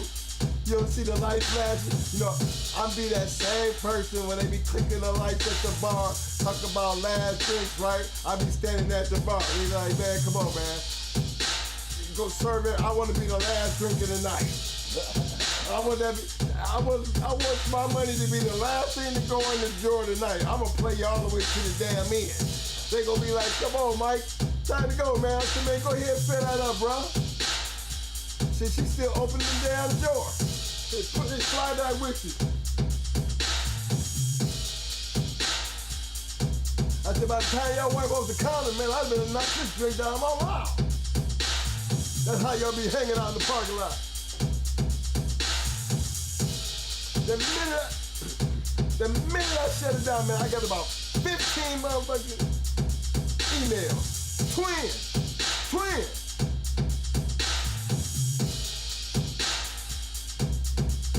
The minute I shut it down, 12 o'clock, soon got all of a sudden you hear cling.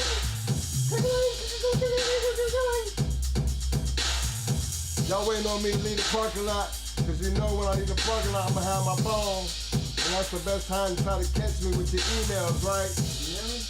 Yeah. I know. I've been doing this a long time. I ain't gonna say a long time. We ain't been doing this for like 6 months, so I'm getting kind of accustomed to the game. You know what I'm saying? That's why I hang out in the parking lot. I don't want nobody to feel like they out here hanging alone. I'm hanging out with you. But you know what? We done came up on that time.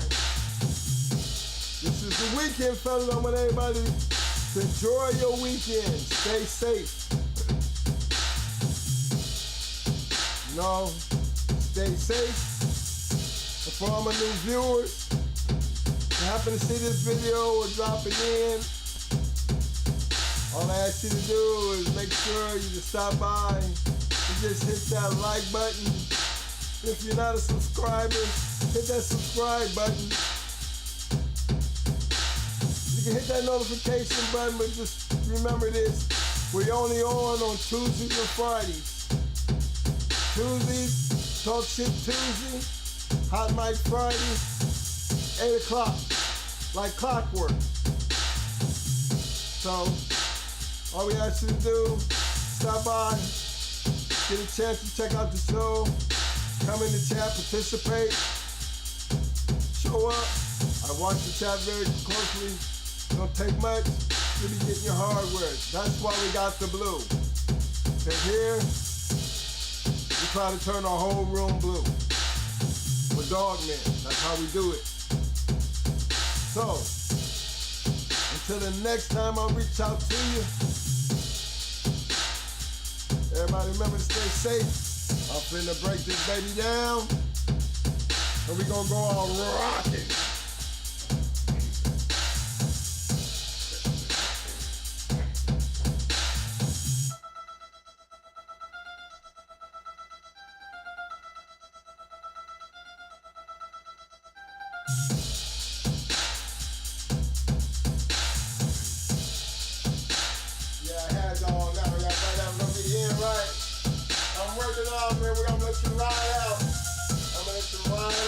For a few more seconds, and we're gonna do this.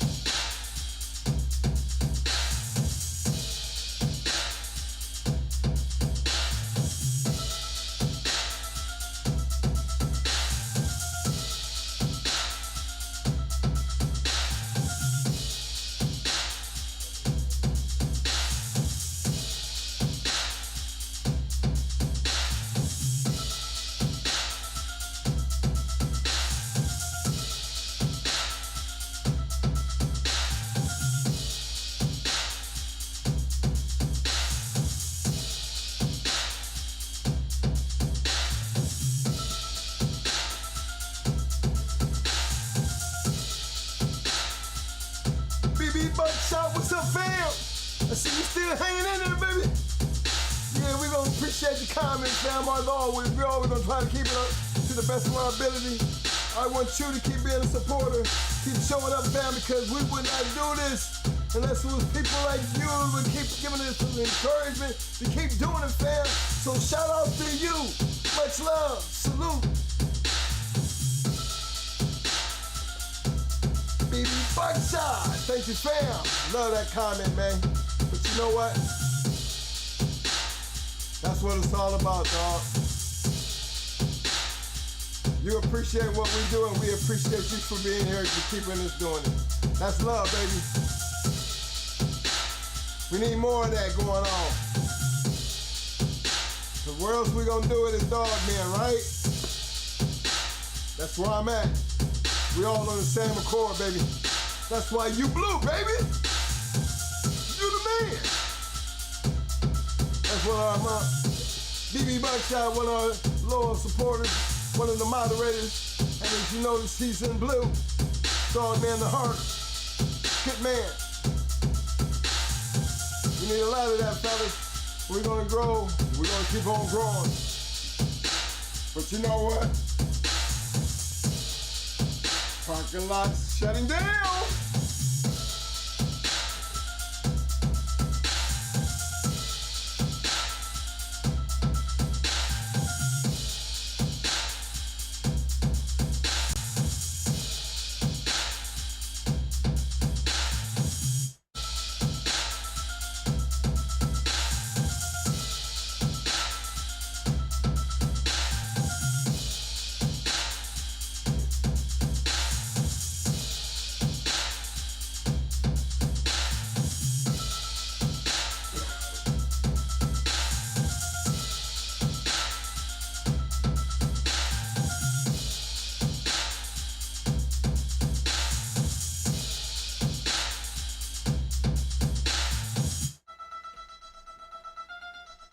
All right, fellas, y'all have a good weekend. Everybody stay safe, and don't forget, we will see you Tuesday. Mr. Velderman Irvin, what's up, baby? You're late, but guess what, fam? Much love. Know you're on the back street. See you Tuesday, fam. Y'all taking care of yourself. Enjoy your weekend. 'Cause I am. Peace.